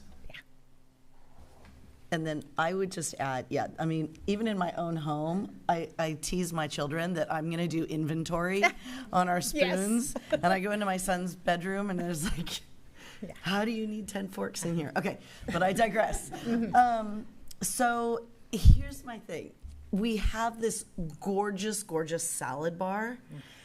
And if you've ever tried to eat a fresh salad with a spork, it's really, really challenging. Did you by any chance look into the cost of separate, like fork spoon, the plastic with the dispensers? Yes, those are $39.99 a case. So those are also available. Right now, through our current contract with our paper company, the dispensers are free. So. We have, I'm just saying from my personal experience, we have on our campus the dispensers with the fork and spoon. And it's been really interesting to watch the children like really think about, okay, well today I'm having pizza and I got a tangerine, so I don't need either one. But I do need, I need napkins. And we used to have kids who would go back and get like an entire 2 or 3 extra spork packages just so they could get the napkins. Yeah, we actually do have napkin dispensers at the sites for that exact reason. Yeah, just for my 20%, I'd love to see us do away with the plastic wrap. So, Kara, I think finishing up the slide is the important part here for the board feedback. So we have established our district wellness. No, go back one slide. slide. One, sorry. We have established our district wellness policy committee, but we are missing students on that committee. And it's just a great avenue for student feedback and to really push environmental change, health change. We plan the meetings in the late afternoon with the hopes that students would be interested and be able to come after school. So I'm hoping some students are hearing this message and would like to be a part of that committee. They're welcome to reach out. And have you reached out to like our AP environmental science classes and some of the... Personally, I haven't, but our operations manager has checked with the students that she's checking in with, but that's a great option. Yeah, because we also have environmental clubs on our secondary campuses. It'd be great to get need student feedback, I got one for you. You got one for you, yeah. Perfect. I'll email you. Okay, sounds good. So before we go into the FNS changes, just what our plan would be is to do the outreach, make sure that we have the student feedback, engage them in the community because in the committee, that is their own community, and then we'll go through that process. And then out of that process, if a resolution seems like it's making that sense, we're going to bring that back as an item anyway. And I know we'll talk later on about the board items. I don't know if we're ready to talk about how soon we would, but in a future meeting, we would revisit that to say where are we on our progress. Okay. Yeah, going back to the resolution, I don't necessarily know if we need an official resolution. We could make the necessary changes and implement them if it works within our operational budget. Marianne, can you go back a few slides? I just want to... And Assam, before you transition, because I know you're going to transition quickly, you're right.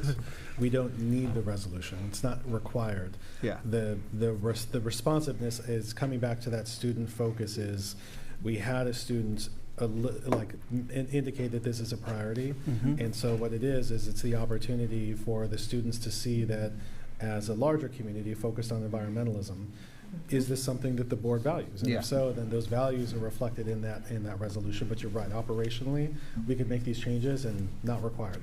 But what we do want to do, very similar to what you were saying about the students and the menus, right? Like, we're not just asking for your opinion. If we ask for your opinion, what comes of it? So, yes, I just wanted to acknowledge that. Because I knew you were going to transition very quickly to numbers.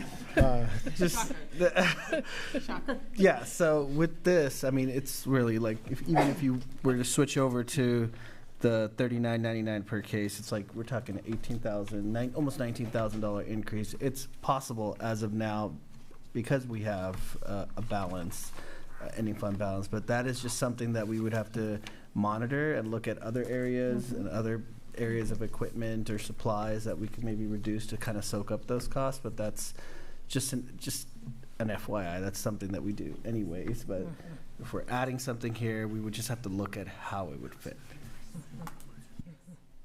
And can you go forward now? If you're good with that slide, we'll go forward. While she's going forward, I'll just note, because like the kit funding and training, we don't know what's going to happen with the budget, but we do know, depending upon which budget portions have been presented at which time, some of those kit funds have been questioned as to whether or not whether the amount that was originally stipulated, the state will continue.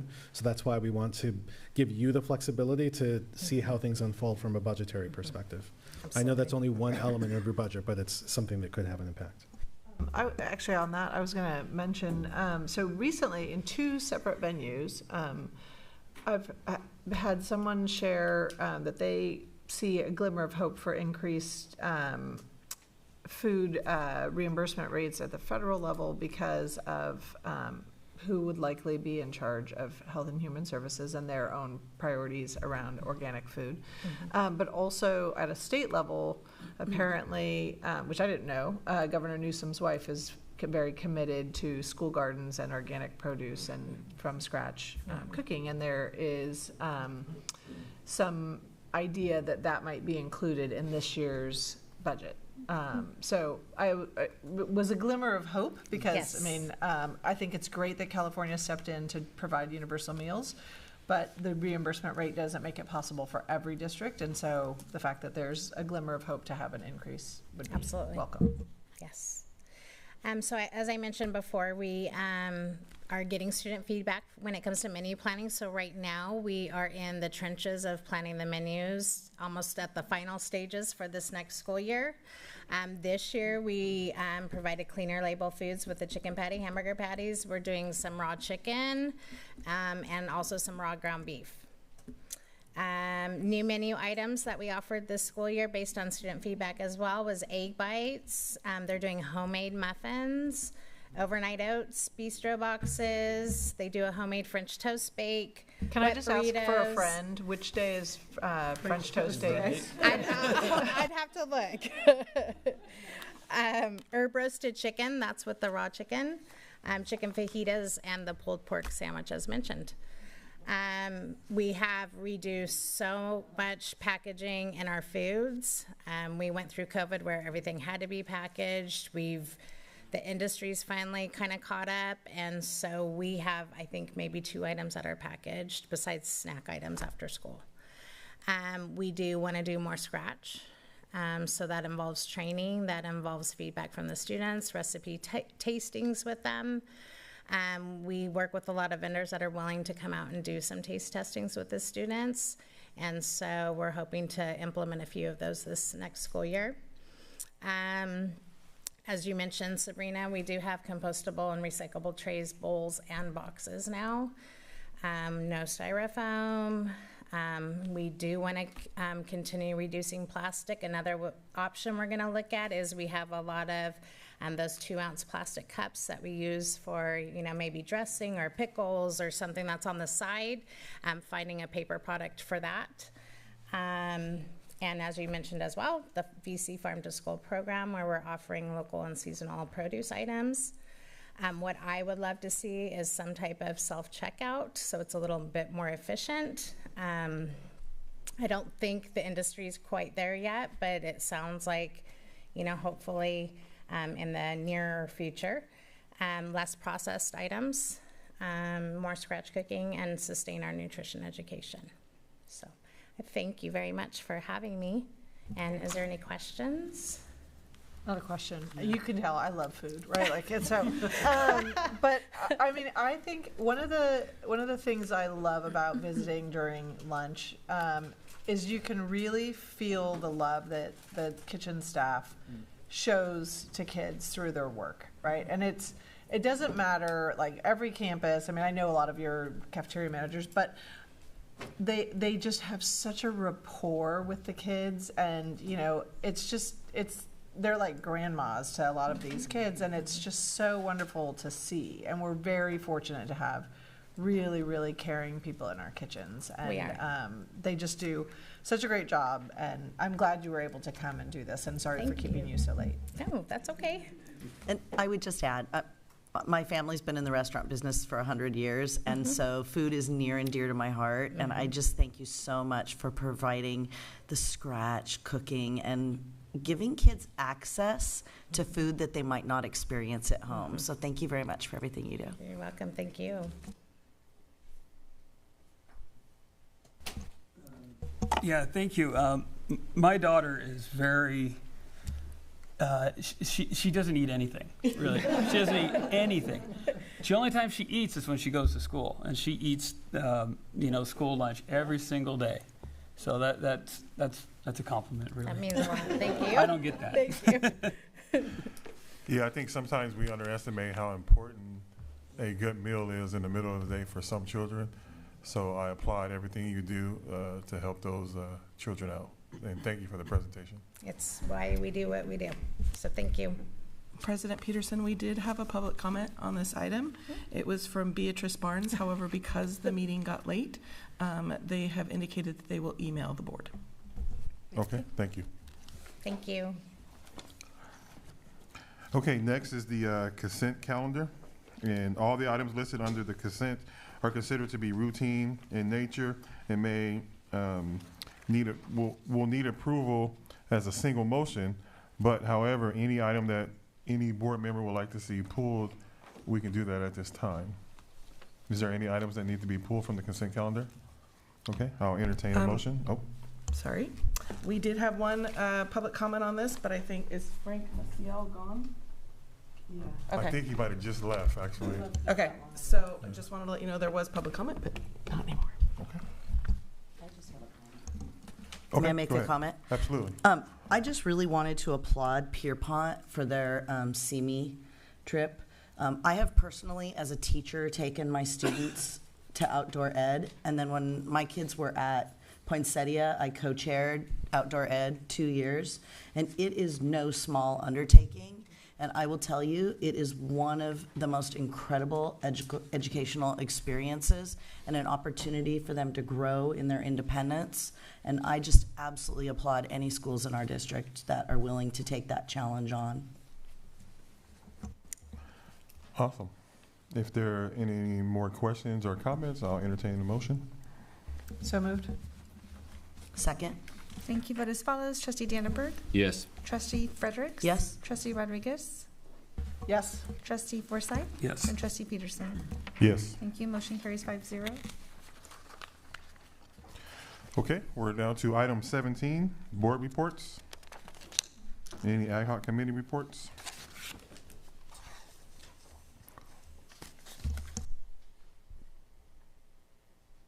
Jerry? No report. Shannon? I did attend the bond committee meeting and just received updates. They were similar to the updates that we received in the last board meeting, so I don't really have anything to add there. I'm excited for the work that'll be going on during the summer. And I also attended the college area community council. We had presenters from the police department, and one of the main things that they brought up is just the need to pay attention to fraud, big fraud. But overall, crime was down in the area. And I reported to them, it was right at the time of the fires. There was some concern from the community about whether or not we were supplying masks for our kids during inclement weather.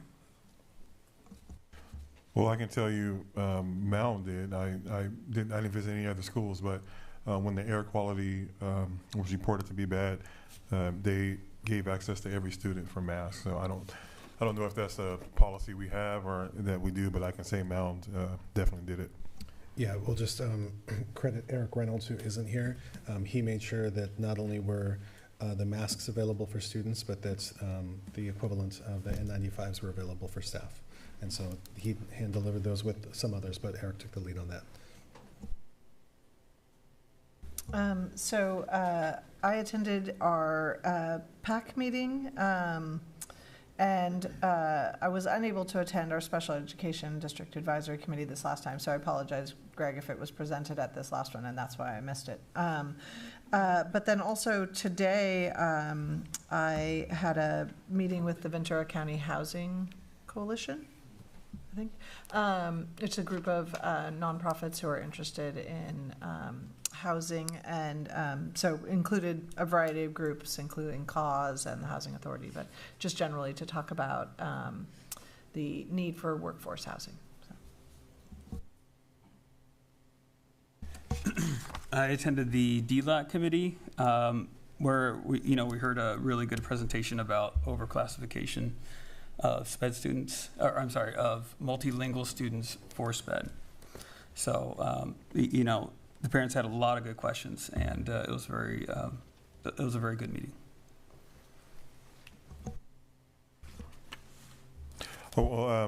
Last night, me, Sabrina, and Dr. Castro attended the VCOE. And Shannon.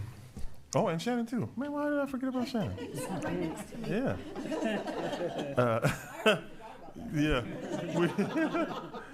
I was like, man, Sabrina's gonna say it first, but she forgot, so I get to say something. So we attended that meeting last night.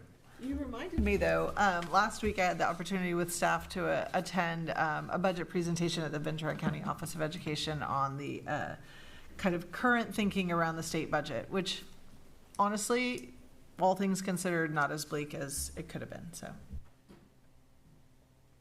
And regarding the dinner last night, it should be pointed out that our very own Sabrina Rodriguez was honored for her 8 years of service as a school board member.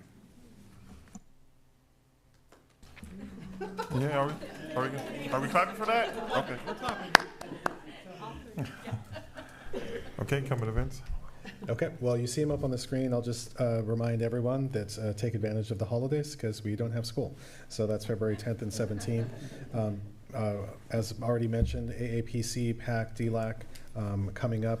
The Special Education Parent Workshop continue to be things that our parent communities showing up for. So thank you to the staff for putting those on because I know our parents and families appreciate that. Our next Teacher of the Month celebration, February 20th at VHS, and then the CDAC coming up on the 28th. I wanted to also add, President Peterson has been invited to a city council meeting, and so did you want to put that date out there?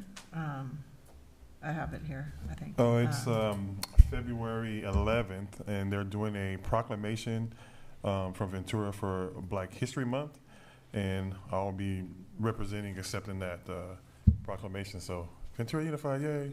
Can we clap? Yeah, you can clap, yeah. The funny story is that when I first got it, I thought somebody was playing a prank on me, so, the mayor actually texted me from a personal cell phone, so I thought it was a Black History joke, but I didn't go too far in responding, so it's, but I found out it was real. Okay, and I just wanted to say I appreciate the format of the future board items. Like, this is exactly what we were looking for, showing the date requested and showing the date scheduled. So, like, this was nailed perfectly, I think.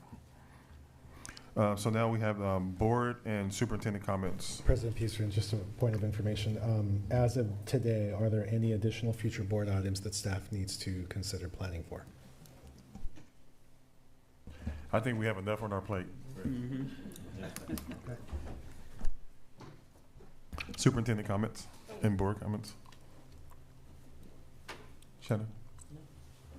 You know I'm going to take. That's why I just look, but make it green. I just, I think we have some hard decisions to make, and today was a good example of really having to make tough choices. There are often no good options in these circumstances, but I really appreciate the thoughtfulness of this board because, it's easy to just sort of detach from this, but I really feel privileged to sit up here with 4 other people, and Dr. Castro, not excluding you, but and our executive cabinet, who care about this community, care about these people, care about these jobs. Like, no one takes it lightly, and as much as it's hard to do, I appreciate the fact that it's done thoughtfully. So, so thank you for that. James? No comments. I too want to thank the staff for the work that you've done and the work that you're gonna have to do. Like you said, it's some very hard decisions have to be made, but I believe, did we lose power? Something happened with my computer. I don't know what's going on. Yeah, we lost, but. Still power? Yeah. Okay. Okay. All right. So I just want to thank you in advance because I know that the task you have to do ahead, that you're going to do it with compassion and thoughtfulness. So thank you in advance. I'll echo the board's comments, and I'll just add that we've only had one meeting with the principals, but we spent time talking about that these are hard processes and that we're going to keep the employees at the center of the process, and that we're going to do everything we can to honor the affected employees as we understand who is affected. I recognize that so many of the speakers today, I think there were a few of them who never saw themselves needing to voice and get in front of a crowd. And I just wanted to say, whoever ends up watching this later, that it takes so much bravery and compassion to put yourself in a place where you're speaking either on behalf of somebody or on behalf of the people that you work with who couldn't be there. And just wanted to echo that even though potentially the processes don't seem like they're working out, we hear you. We'll continue to be open to follow-up conversations, and we will do everything we can to do this the right way. And then I'll just also offer, as I've shared with the union presidents, these processes are so involved and complicated, we may make mistakes. But I just wanted to share with the board that if we do make a mistake, we will own up to it. And our intention is to rectify that as immediately as we can, in the honor of the handling the effect on our employee and the community is in a sensitive manner. It's never our intention to overlook a process, but if we were, it certainly isn't done with the intention of being malicious in any way. So. With that said, I also just, in case anyone were to share, I just want to thank our DA, Eric Nasarenko.